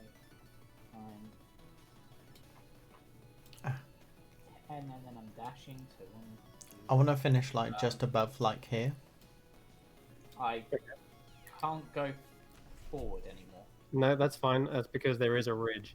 So to get up this ridge, it's another one of those tight, like you're gonna have to pull up really quick. So I'm gonna ask you to roll another dex save on the mount. Yeah. Has he got past me? He is, yeah. Reaction. Okay. So that's an 11 for the dex. You do make it. It's just barely a save. So you pull up, and just as he's going past you, Mr. Froggy, sorry, Mr. Flippers, did you want to make an attack of opportunity? Yes. Okay. +4. Okay. Oh. Right, he tries. His tongue comes out again. Oh, that's just barely a miss. All right. Yeah, I'm imagining the way Zurilius blocks this, he just sort of brings up a gust of wind and sort of diverts the tongue off to the side, and it just gets a rock or something instead. Exactly. Okay. So the basilisk does chase after you, but he's unfortunately, because he's used his gaze attack, he doesn't catch up to you because he's going more offensive. So he just gets to about there, and then finally, your Mr. Albert. He's trailing behind a little bit, but you can see ahead of you where everyone's gone, except for Ted and Nash, who have cleared the distance. Where would you like to go, or what would you like to try and do? See, because obviously we're not trying to control the owlbear because it got aggressive when we did that. We rolled to see which direction it's going to go Okay. in, and it's going off to the left. Oh, okay. All right. So as you speed around this corner, you see that there is a crude trap in the way, and you might be able to jump it and clear the distance. But What kind go of ahead. trap is it? It's a very crude bear trap, I'm afraid. Can you see it on the map? Okay, well then, if I'm from a distance, if I spot it from a distance, I'm Eldritch blasting it to set it off before we Oh, get to okay. it. Yeah. In that case, yeah, roll to hit. How Dude. how fitting that she went into a bear trap. Yeah, I know. Look at it. It's just mean. Ooh. It's fine. I've got 3 shots. You do okay. That's the first shot.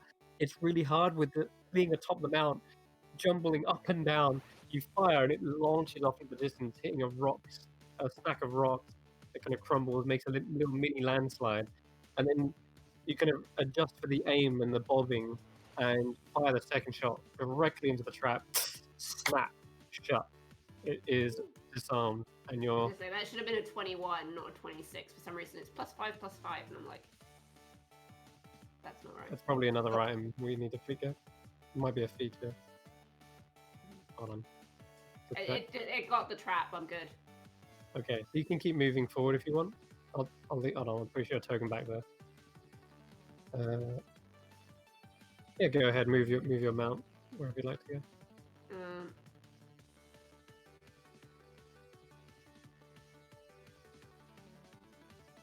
Do you want to roll another dice, see which direction he goes?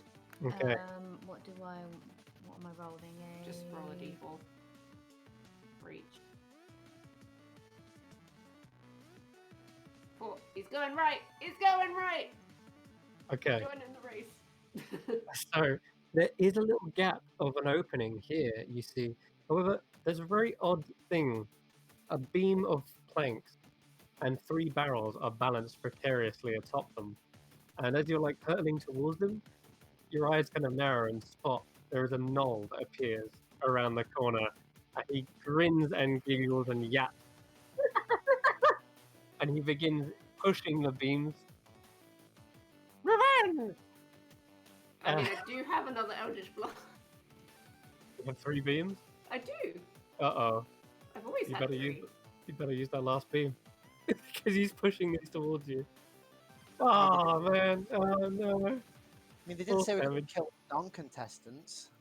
Yeah, no, these guys are clearly the same gnolls you saw flee when you ruined their race car, and they're clearly salty about not being able to make it into the race. You shoot the barrels atop. You can roll 96 for me. 96. It's explosive. Oh god, you blew up the barrels. It's explosive. Oh, but still not as devastating as that created gunpowder we did once. Oh god. So these barrels are pushed off. They all fall away from the beam. The gnoll is laughing and yapping as this beam shoots in and hits them. A candlewick is force damage, but in the way he kind of lights up people's souls with fiery damage, I'm gonna say it's enough that candlewicks gonna effectively light a tiny spark in here. And what happens is, of course, no one needs to make 1 deck save to save his life. He's failed. He takes a full 29 and is blasting. The knoll is blasting up again. Ding. There's an almighty explosion, everyone looks to the left to see a cloud of dust as the canyon wall collapses, and the Nope. barrels are The whatever Ross, what's his name? Yeah. Rockstar. Ross Friends. literally just saw Irina commit murder because he's above. Yeah. So brilliant. To be fair, they were going to murder me first. I just, So I think. I'll believe it when I see it. you saw it. Um, They in had addition- barrels full of dynamite! I don't think she got it. black powder. Oh, In it's what addition to that, you suddenly see there is a shot from behind. Oh, a gnoll is not pleased with this. If you look to the south, you'll see there is a gnoll hiding between the crevices in the canyon, and he fires a shot right into the hide of the owlbear, and you take 8 points of piercing damage for the owlbear. You should be on 45. Hold on, let me check. No, because he also gets 3 times the rider's character level of temporary hit points. That's very true. And it's Irina. Yeah, okay, so you're taking some damage at the very least. Let me see where it is. I You know, wouldn't bother with that, marking you it. might just win it from having that much HP. I have So- 39 extra HP. Yeah, it's gonna be a lot, isn't it? I'm fine. Wow. You're marking that separately, I assume, yeah? Well, because it's temporary hit points, yeah. Okay. Alright, just make sure you keep a note of it somewhere. Yeah. In the meantime, yeah, that Total gnoll, hit points like, is 31. it looks kind of a bit, it looks happy that it just got a clean shot on you, but then it looks completely demoralized the fact that the owlbear doesn't even show any signs of stopping. The owlbear probably didn't even feel it. I but- literally turn around, see the gnoll, and I just flip him off. The advantage of blowing up the barrels before they came hurtling towards you is that this section of the canyon is no more. It is now just a clear pathway. Sure, there's a mound of rubble and maybe a singed part of fur, but you've now got a clear path through this area. So, Excellent. Yeah. so meanwhile, Zarelius, yeah, you can finish the rest of your movement because I remember you were dashing, right? Yeah. So. So let's see where you get to. As you come speeding around the corners of Aurelius, you see another 2 gnolls are set up around here. One of them is ready with a boulder to swing it up towards the crevice here, and another one is drawing 2 swords. Well, they actually look like short swords, and they're tipped to a razor-sharp glint in the sun. Yeah. And also, there's one above who kind of lets out a bark and a yap, giving the orders to the others. And he points towards you. So- Zarelius, because they've still got, I think, about another 40 feet of movement, he's just going to try to just continue dashing straight past to get out of their range. Okay. So, these nods have been in waiting for a long time. They've all got held actions. So, Mm-hmm. you can attempt to dash, but these guys are going to attempt to stop that at the same time. So, let's get these guys they make a sudden rush towards you, and the guy with the short sword will make some attack. That's what You we're get gonna to get. first. I believe an 18 is going to hit. Yeah. Zarelius cuts across you. Yeah. Again. Ooh. Zarelius is out. What? Zarelius doesn't have 10 HP, by the way. No, Yeah. but he was on 41. Yeah, he should have been on 41. He was on 41, I swear. But actually, no, maybe. It probably changed when a token got messed up. What's going on Yeah, with that health? I know, it's all crazy. Alright, let me. What did you take earlier? 10. 10. So you've taken 10, 16, 24. Yep. Okay. That's how. So 41 minus 24. Yep. And then you're good. So you're getting battered. You are taking the lead, but you're getting absolutely battered by these gnolls and the rest of your racers. The gnoll pack lord, he rushes off the top, and leaps onto the back, going to try and tackle you and shove you to the ground. Or maybe even mount. Let's just see what happens. He's going to roll. He's just going to see what he gets with his athletics. Nope, he misses you completely and lands flat first into the into the ground. I'm pretty sure he.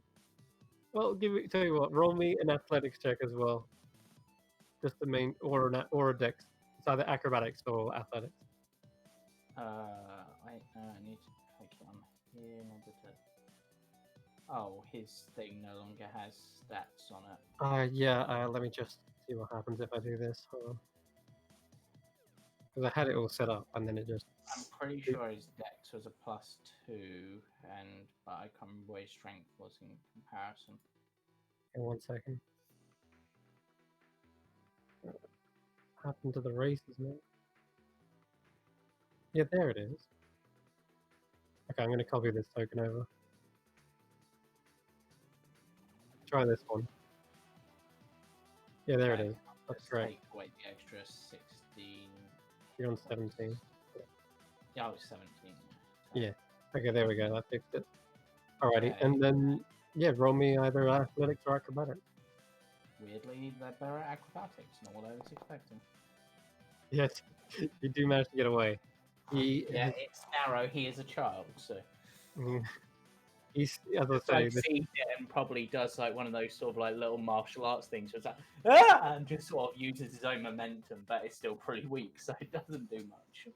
Just stops and him of course the knoll falls flat, prone on his ass. Or sorry, right, face plants into the dirt. Okay. The last thing to get through is this creature here. He has blocked the way, so you can't dash. You can try and shove him out of the way though, or shoot him. I mean, have you used your action to dash? Yeah, by that point, yeah, I've used my action to dash. Okay, in that case, we're gonna just leave you there for the time being, because you can't get through the knoll unless you push through. So, back to the top of the round. It is the Froggy, and Well, 10 and Nash should be going off again. 10 and Nash. Yeah, I'll roll another d20 for them. See where they've ended up. Yeah, 11's not a complication. 10 and Nash are already in the distance. So the only person who is somewhat in front of me is the Griffin guy. I want to use my second power hop in reverse, if that's possible. I want to do my standing leap onto, because I can go up onto the Griffin and power hop off 40 feet forwards, thus pushing him down, trying to prone him, basically. Sure. Yeah. I'll say if you do this, you can get all the way to the top of the canyon. Okay. So roll a dexterity saving throw, Mr. Griffin. Wait, I'm not making a roll, I don't. No, it's just the dex save from the Griffin. So it is. Oh, remove it.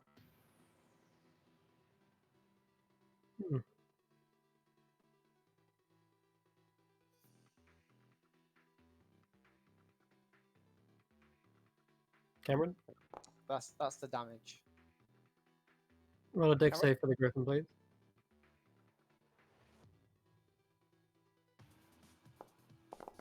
Ooh. So. Is that a fail? Ah, muted. +3? 3. So what's your DC? It is 10 plus PB. So 12. Probably 12, yeah. Oh, okay. The Griffin is the most dexterous one, and as you try to power hop off, it all goes awry. You aren't able to hop off of him because the Griffin has completely dodged out of the way. Oh well, the power hop would still. Hold on, wait. I just want to say I'm like 30 feet up in the air.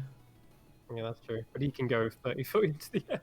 It's a toad. It can leap that high. What? Even dashing? It can go 65 foot into the air. Wait, are we even able to dash in this race? Yeah, Yes. that's kind of what's going on. But you So don't. I cover would have it. been 60 feet then. He can go 65 foot into the air. Oh, fair. It's his power half. He can only do it twice per day, Yeah. which combines. So it would jump on him and try and force him down, Mhm. but it wouldn't knock him prone. If he passes the save, it just doesn't knock him prone. Alrighty. Okay, then in that case, how much damage did you take?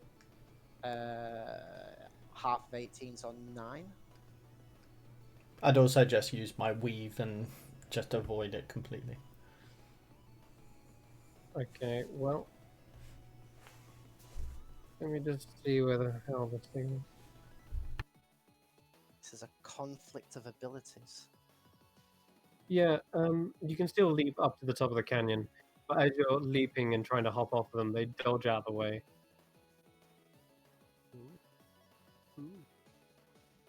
Um, 1 second.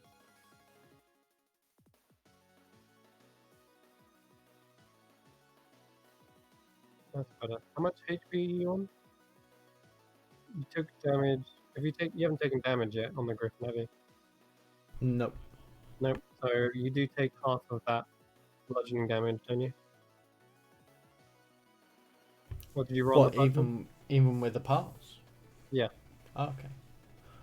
How much was it? 18? Yeah, 18, so 9. You take 9. Cool. And then, how tall was this cliff altogether? You clear it. Yeah, and then I'll move my movement as much as I can forwards, which is 60 feet altogether. So I don't know. You're on 32 HP. So this is what happens. As the frog leaps up, tries to jump off of you, but it kind of just kicks off of you instead and doesn't like completely knock you off your feet. You manage to leap up to here. You're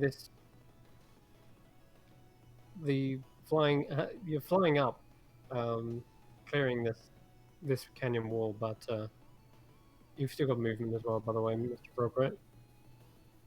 Yeah, I have 60 feet altogether. So if that was that 40 feet up to it? Yeah. Yeah, and then 20 feet forwards then, or off the edge of the cliff if necessary. Yeah, which direction do you want to go? Down? Yeah, pretty much forwards, and then if I can do a standing leap to here. Okay. As you land down here, you see there is a knoll ready with a massive boulder attached by a swing. Down here's fine. Yep, I'm gonna need to see if you can make it. Roll a Dex. dexterity saving throw for your Mr. Flippers. Been rolling terribly. This boulder comes swinging towards you. He's seriously been rolling terribly at the moment. Ooh, that's bad. They've all been below 10s. This huge boulder swings into you, smashing the toad. You take. Ooh. It's a nasty one. It's 46 bludgeoning. 17 bludgeoning damage to the frog. So that would put Toad. 34. And as it crushes into you, you are knocked into the river as well, and knocked prone. Would I be prone in the water? Yeah, you can be. Is that possible considering I swim? It's a swim speed, sure, but other creatures would be completely locked, like Yeah, flat-footed sure. in the water. Sure. This, if anything, this just improves my speed. Yeah, I know. In a weird way, yeah. All right, that's gonna end there. All right. Okay, Zerilius and Right. the Griffin. So, a quick question in regards to one of the rules for the race. The rule on no teleporting, was that for the entire race or was that just for the red flag thing?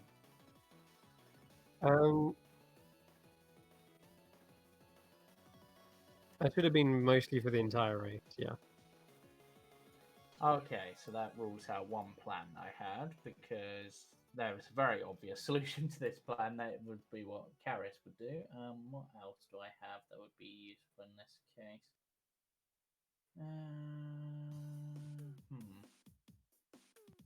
Dang, Karis.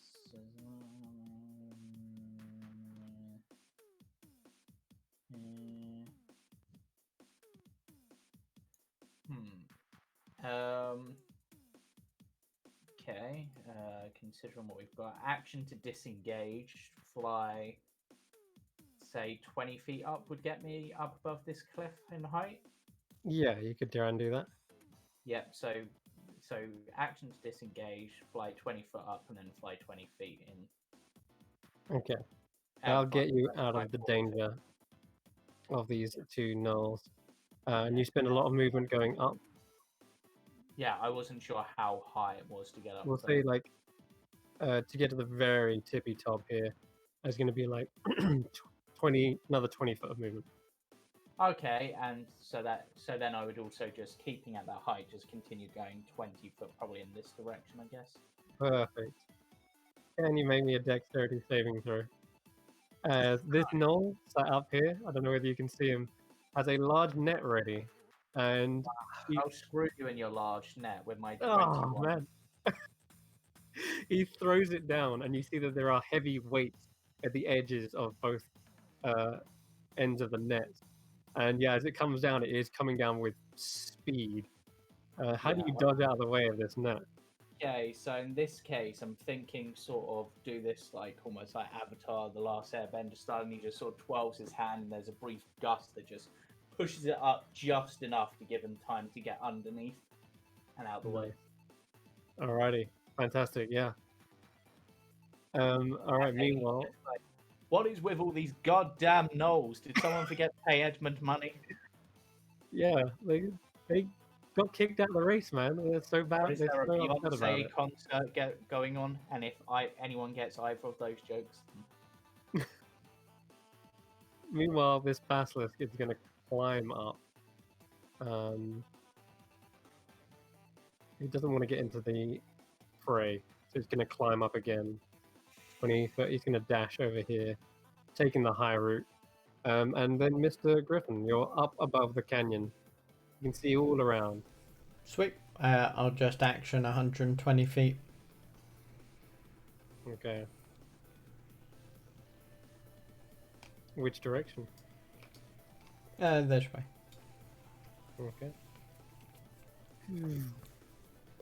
Flying over the competition. Take away 10 feet as I climb up another 10. Okay. So because you guys are basically flanking each other with, as I said, like you're both going at the same speed, I also need a dex save from you because that net is so large it encompasses both the races. And for that one is going to be my reaction to weave to get advantage. Weave out of the way again. Okay, go ahead.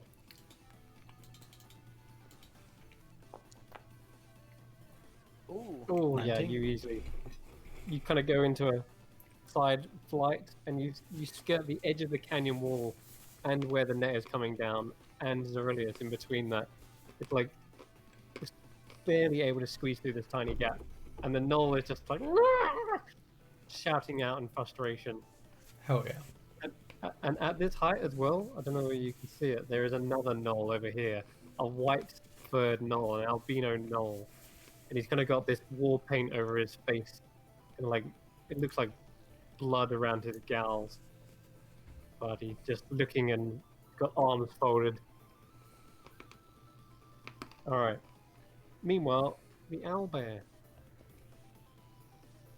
You can climb through there, and you get to here. As you come out onto the other side of the rubble, you see a river that spans the left and right. And there is a toad landing with a massive splash as this boulder just swung and knocked it down. Which direction do you go? We want to roll or we are in? And I'll say that this boulder is still swinging back and forth as well, now making a hazard. Shall we roll it? Roll it. Okay. D4? Yep. 1. We got it left. We're going left. Going left. Perfect. All right. Gonna move I you don't around. like it when he says perfect. Because No, he neither do I. he's been waiting to do a thing. There does mean there is more stuff, yes. Yeah. Also, we now can no longer see the token because you've moved it into the dark. We don't have vision. All right, let me change that. There we go. Thank you. Okay, so up ahead, you see that there is another split. as you're dashing forward, a wall to the right, a wall to the left, but there looks to be a gap between the canyon. You could try and climb up to the left or climb up to the right. And that there's a knoll with big folded arms with white fur staring down at you. Yeah, how far away is he? Oh, he's like 20, 40. He's like 70 foot into the air, the very top. I'm like the D&D version of a cowboy. I'm like riding an owlbear. Pew, pew, pew. Here we go. But he's in between the two climbable paths. Yeah, we're gonna go left. Yep, let's keep going left. Keep going left. Left it is, And alright. obviously in passing him, I'm firing eldritch blasts at him. Pew, pew. Alright, you're antagonizing him. As you climb up to here, I can't believe it, you chose this path again. Unfortunately, as you get to the top, you see there are more bear traps. This time, 4 of them. There's a lot of hazards in the way. So, What quite fitting that we managed to go down the way that's got all the bear Yeah. traps. Alright, okay, I'm going to... also there's caltrops on the other one. Alright, in which case, let's just ignore this guy here. Mm-hmm. I am going to Mage Hand to set off the traps as we get close to them. Okay. Four. You could set off one with the mage hand. Really? Just the one? How far can you move your mage hand? 30 foot, and then It's got 30-foot reach.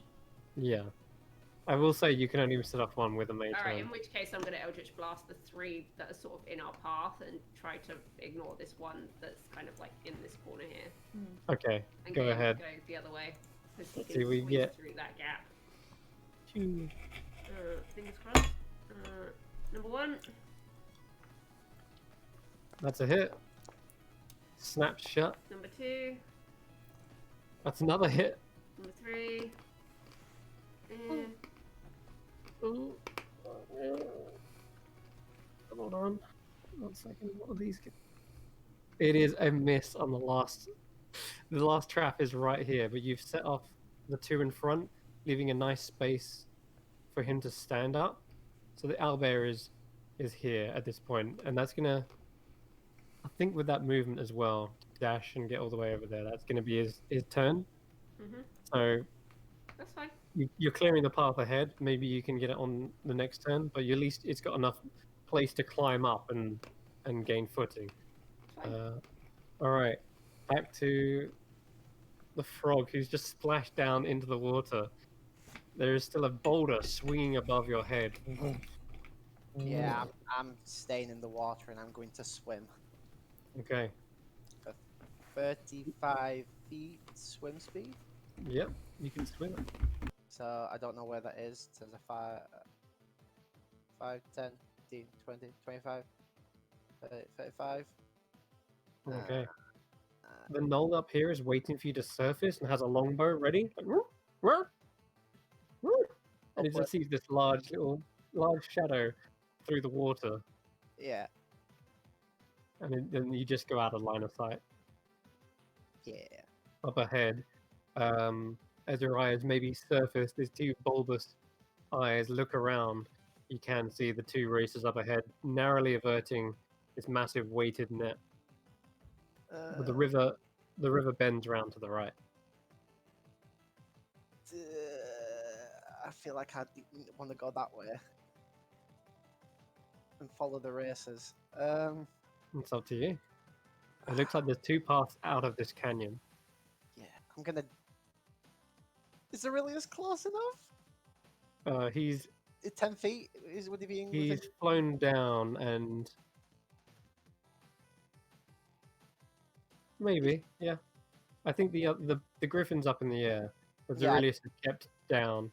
He's hovered down to the ground as he's flown off the edge. Right. So yeah, I'm gonna go for it. All right. I'm not gonna dash. I'm gonna try and grab Aurelius. No, why are you rolling terribly? Okay. The now, goblin up. now you know how Cade feels. Yeah. So the goblin raises the. Do you remember the artwork for this? It's kind of got like a dove on a stick, and she kind of like puts the stick up ahead, trying to get the frog to tongue lash towards it, and then realizes, ah, damn it! The dove has escaped after that boulder careened into it, and she just looks up into the air and sees this little flappy bird going off into the distance. Yeah. So in the water, he's gonna try that, sink down to the floor of it, and then Mhm. standing leap 25 feet out of the water. Then Okay, where do you want to go? just that way. So, Okay, sure. whatever that is. Where's the Sure. thing to actually measure? 5. You kind of get over. Yeah, you're like underneath them. Yeah, like there-ish. Yeah, effectively. All right, this knoll at the very top. Got 2 different people to go for. Hmm. Hmm. I'm gonna roll, see which one he goes for. Okay. Oof. Looks like he's going for the owlbear. Gonna make your life a little bit miserable, and you are the closest. So you see this big white-furred knoll leap from the top of the canyon wall and jumps down towards the owlbear with 2 attacks. It claws into you. Oh, 3, my god. Okay. Ooh, 13. Nope. Okay. 'Cause It is for the owlbear's AC. It uses my AC though, my modifier, thingy Bobby, so it gets a +5, so it's 18. Oh my god. Alright. Claws? Nope. No. 16 in it. Nope. 16? Alright, so this thing just flails around, jumping all over the owlbear. It's clinging onto the back, like near you, Irina. Smack him with the bear trap. Yeah. But he's gnashing and flailing around back there. Okay. So back to Zerilius and the Griffin. Right. At this point, the frog keeps attacking me, so I am going to use my action this turn. And actually, I'm just wondering. Based on like the positions, is there a way I can position myself so that I can be in line for both the griffin and the frog, so they're all in one line? Yeah. No, actually, no. That would probably be going for lethal. Yeah, you could go. What do you want to do? You know what?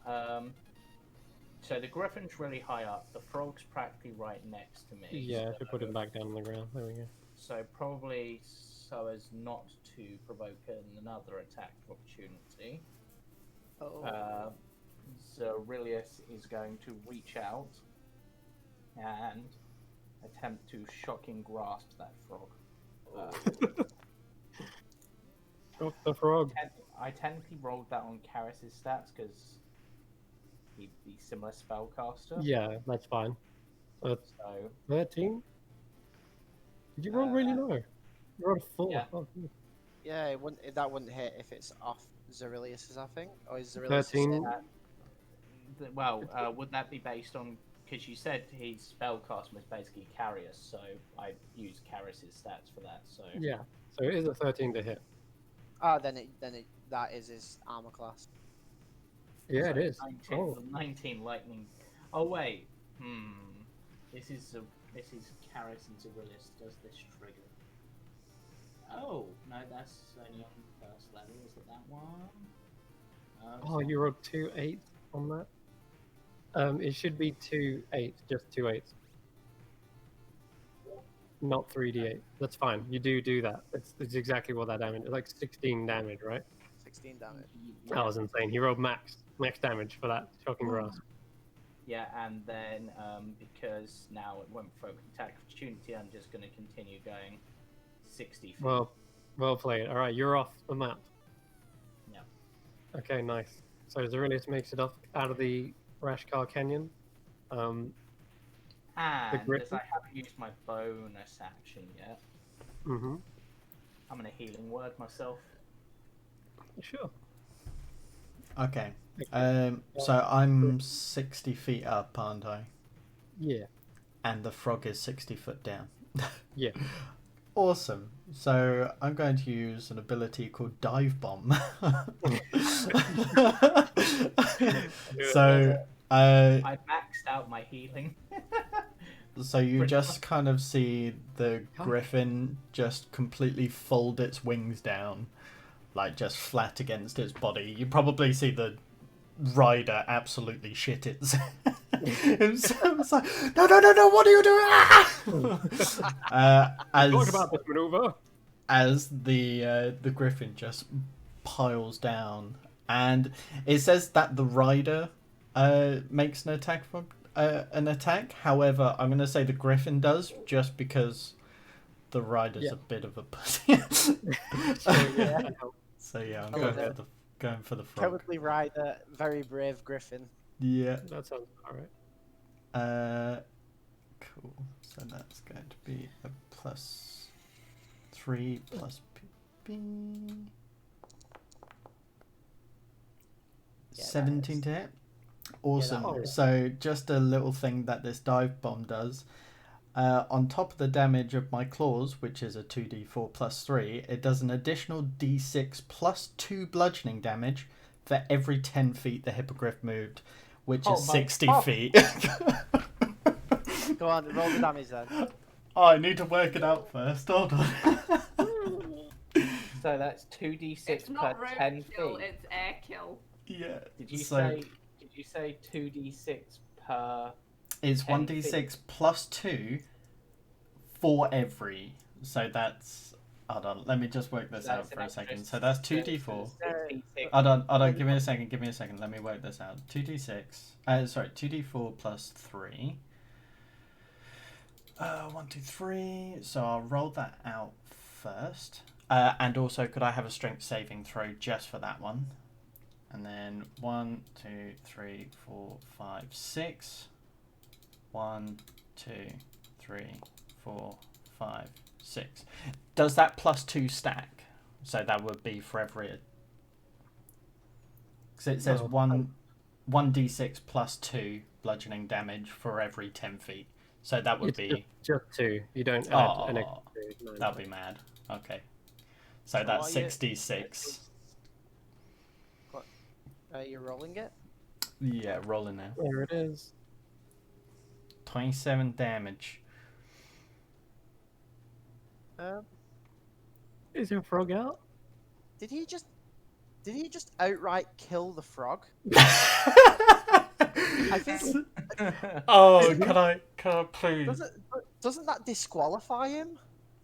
Well, hold on. Did he no. actually Hold do enough on. damage to take The out the frog? claws were retracted.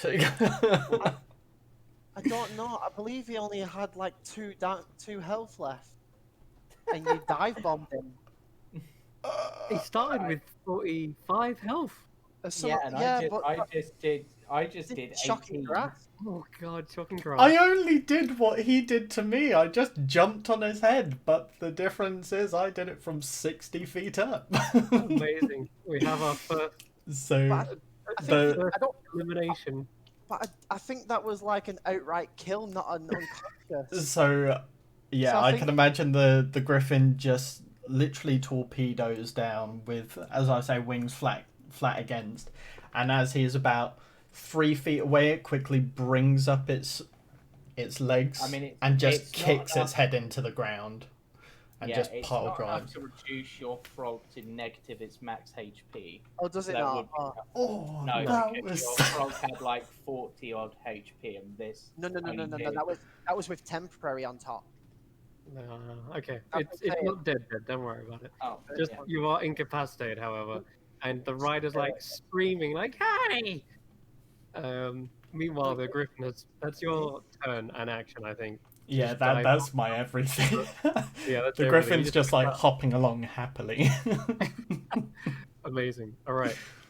Just as you're having along, the gnoll that launched the little net towards you is going to throw down a spear now. Okay. At the griffin, and it misses completely, goes wide. Though, right let's go back to. Oh, actually, the basilisk over here. I don't know if you can see it. It's taken the other route to go through here, and there are two gnolls ready to push a boulder off the edge. It's massive. It's like terrifyingly huge. It takes two gnolls to push it off, and he's gonna have to roll a dex save. Oh, just makes it. Yeah, he's able to quickly crawl up the side of the canyon wall, and the boulder launches off and splashes into the water and leaves a crater. The basilisk is off the map now, and we go to the owlbear. There is this nasty gnoll still gripping onto the back, and you've got two bear traps in front of you. We would like to throw the gnoll into the bear trap. Okay, sure. Let me roll his athletics, and you can roll athletics for your owlbear.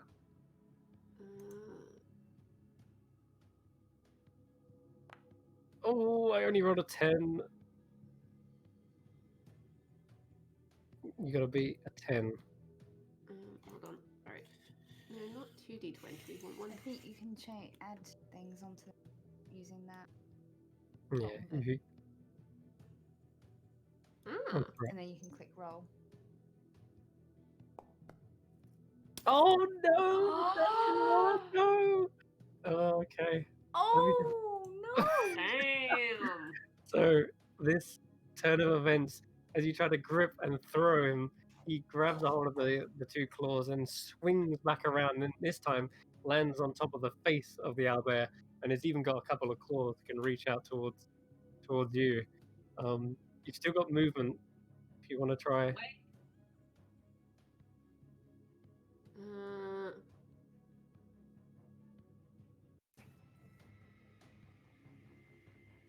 No, I was just looking at the obviously the bear hug. That's an attack, so that doesn't. It is, yeah. Okay. Man, this guy's giving you. You can still move and try to get over the traps just by avoiding them, but you'll have this gnoll still on top of you. Yeah, that's what we're gonna have to do because. Okay. That's... It's either that or you stand and fight, But the race is still going on, and you can see it's Aurelius. I mean, I can technically still fight while the owlbear is running, right? We've ruled it such that if you're using an action, that In takes. which case, I'm still running then. Whatever. Yeah. Okay. So, all right, you're gonna try and get over one of these bear traps. Give me a.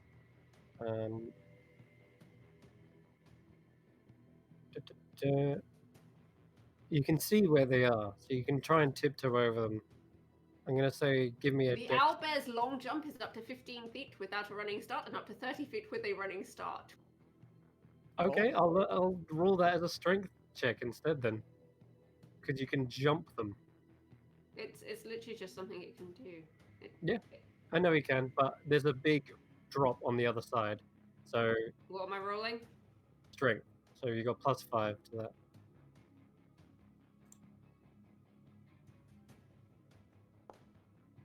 Oh god. Really? Okay, so you do leap over the trap, but you land.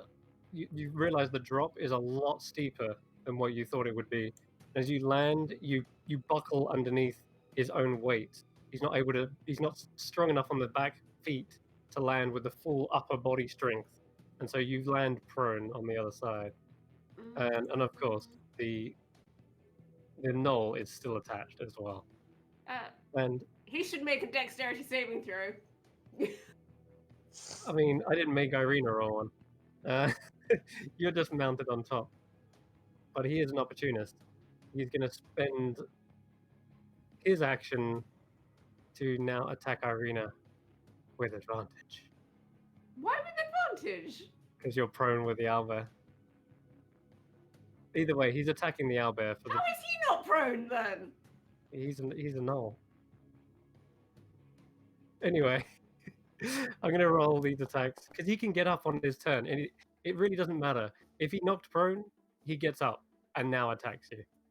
Like, it doesn't make much difference. He's going to claw you as well. Okay. Why has the GM requested a Constitution saving throw? Because I might have accidentally targeted you. Apologies. There we go. All right. So, 23 and a 23. They both hit me. Yeah, okay. So you're taking 13 points of damage, followed by 7 points of damage. So 20 points of 20 damage. total. I need to math all them. And you said it's attacking Irina specifically. It's attacking the mount plus you. Your collective health You is. literally said Irina. Yeah, Irina is in your. You've got the temporary HP, haven't you? So it's like Fine. he's It's fine. he's attacking through It's that first. fine. I was joking. Chill. Breathe, man. Breathe. I'm fine. You're the one who's contesting every roll. So, Because it annoys you. you've got 20 off that massive 39 HP temporary HP pool, and the owlbear is on the floor. I think my next turn, Zerilius, you can speed up or oh yeah, actually hold on. The poor frog. Okay. The goblin is left in tears as their mount is just unconscious, their tongue lolled out across the floor. So it didn't outright kill it. It was 1 HP away from doing so. Oh my god. It- With the it- frog it- still barely able to stand. So can the goblin do a medicine check to try? and Yeah. The bring it to goblin life? came prepared, and all their little trinkets in amongst them, they have indeed got a healing potion. So you can they pour out a water skin, pour it into their mouth, and it was actually filled to the brim with a healing potion. So you can spend that, but that will be your action to do that. And Yeah, that's fine. So it's 2d4 +2. plus 2. Yeah.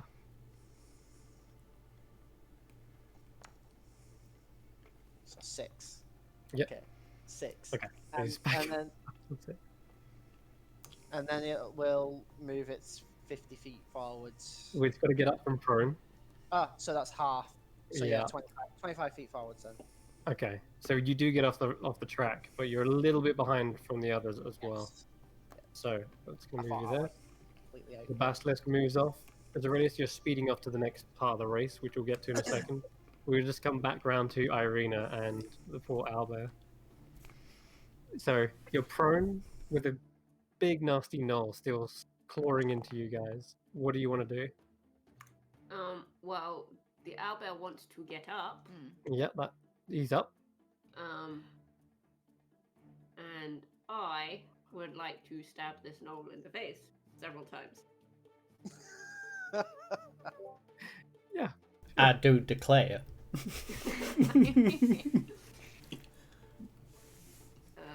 We Right. drag Irina out. That helps.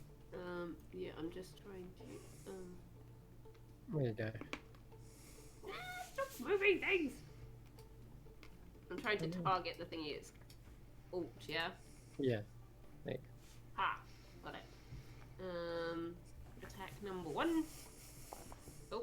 And screen. now the map moved again. That's a 25. 25, yeah, clean hit. 7 piercing damage, stabbing into him. The 14 is actually exactly what you need. Although, hold on, should be is a that technically a -5. 9? Yeah, technically a 9. Okay, the Yeah. second does miss, I'm afraid. That's fine. I hit him once. Alright, yeah, he looks injured from that. He's like, "Ah," but he's battle scarred and hardened. He's probably seen nastier stab wounds. He also takes a trigger. Oh, yeah. Stick that on him. A little flame.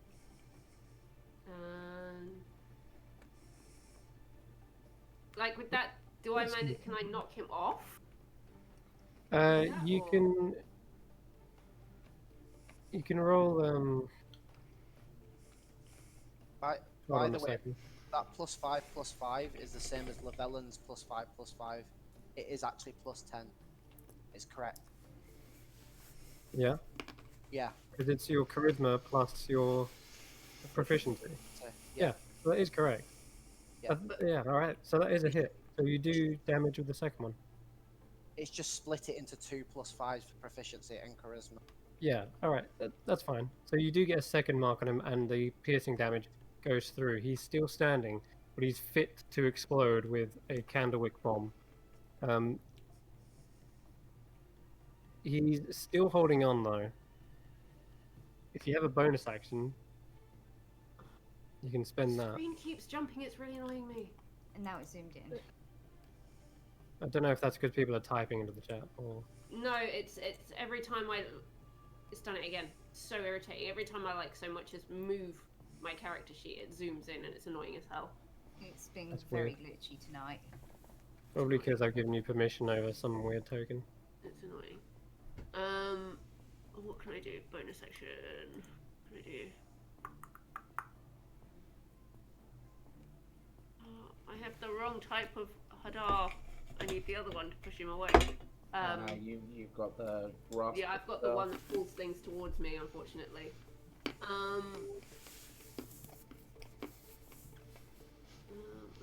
Still pulling towards you if there's nowhere for him to be pulled.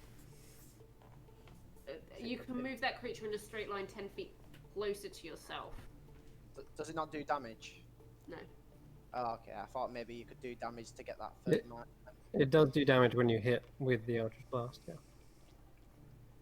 Obviously, I've already used my Yeah. thingy, so that So, doesn't count. It looks like it's going to be staying on for this turn still. But you can move forward 5, 10, 20. You can get to the next part of the way. I have Banishing Smite as a bonus action, but I didn't use it, so... Oh, really? As part of the attack, you mean? That would have been the ideal time to use it. That's fine. I'm lenient. You can try it. What's the save? Charisma. Sorry, hold on. I'm just... Stupid thing. I'm going to guess it's charisma. I'm going to roll it. Next time you hit a creature with your weapon attack before the spell ends, your weapon crackles with force. The attack deals an extra 5d10 force damage to the target. If it reduces the target to 50 hit points or fewer, you banish it. Oh, God. Okay, roll damage. So 5d10. Also, can you roll an extra 2d6 as well? Hold on, sorry, was that Banishing Smite? Yes. You heard correct. What? Tanner? Hex Cade? blades. Wait, Invocations and such. And oh, that. what was it? Yeah. Roll Kate won't have access to that yet. Oh no, that's 5th level. Yeah, I don't get that for a while. Okay. So it's 38 points of damage. If he's Bye. under 50 points, he's also banished. And he disappears. He's on 13 HP. And he's gone. He's not there Wow. anymore. Yeah, this guy's a Null Fang of Yanogi, which is a powerful demon lord. Yanogi, thank Send you. him to the abyss. Yes, you basically just send him to the abyss with that, or to the Bye. Shadow Realm. When's He's he come gone. back? Either way, that was the exact amount. I'm so tempted to now. Yeah, there's something So- to that. Though. You just see this. Describe to us how, because this is the first time we've seen Irina use Banishing Smite. What does it look like? Well, With obviously, Candlewick. she has to use Candlewick to do it. I imagine it's a case of, obviously, if she stabs with Candlewick, he almost kind of engulfs them and crushes them out of this plane and into whatever one they were meant to be in. Nice. Oh, Oh great. God! None of us saw that because we're not here. So it almost does it from the inside, so it's almost like a suction. It kind of just goes and swallows it. And none of us saw it. Yeah, none of us saw it because only you and the Zerilius God, are there. it's like an implosion. Yeah, And- basically. And there's a small trail of smoke just wisping afterwards, and the echo of the Knoll's voice against the canyon wall as they So disperse. I kind of like to think that Lavellum would be casting scrying on Irina just so we can watch her race. True. You're not Oh. scrying on Zerelius. Yeah, I would have thought Zerelius. It's Yeah. only it's only I 10 mean- minutes. This race is much longer than 10 minutes. I Yeah, know, definitely. but- So, looking at the time, we can. This is either a good place to call it, or we can push on. It's up to you guys. I think the girls How probably want much to head off. longer is it going to go on, though? Oh, we haven't even got to the rally yet. So In which case, we're going to have Probably to best Yeah, to call it there. cool. All right. Well, I'll leave you on this map. You should be able to see everything. Nope. I see Nope. nothing. All right, Well, I'll drag everyone on. But it looks like the next stretch of the journey is up ahead. We'll come back to it next session. You guys have, already overcome a lot of different challenges. The Knolls trying to get their revenge, getting kicked out of the race. But it looks like Ten and Nash are still in the lead, but maybe not for long, because up ahead is another obstacle you'll see next session. There's a really If shouldn't you're- be that far behind going off speed as well. she's fast, and she rolled a natural 20, so she just overcame a lot of obstacles. But shortly in second place is Zerilius, followed by the Griffin Rider, Ross, followed by the Owlbear and the Toad, probably both getting up and from like away from that complication at the same pace. You're neck and neck in last place at the moment. But yeah, that's where we will end tonight's session. Pick the We're race not back up. racing to win, remember? Oh, I know, but it's still there. It's still on the table. Irina could come in and And the basilisk went the other way because he's going to do well, but not too well. yes, the basilisk has taken a different road on the way to the Rattling Ruins. We'll see if he ends up anywhere special or not. But that'll be it for us. Thank you very much for watching. See you all next week, and tune in also on Sunday for Baba Yaga's Dancing Hut, still deep within the Fade arc, and on Monday as well for Curse of Strahd, the Curse Breakers, and Tomb of Annihilation, the Last Resort Company. Bye bye. Bye bye. Bye.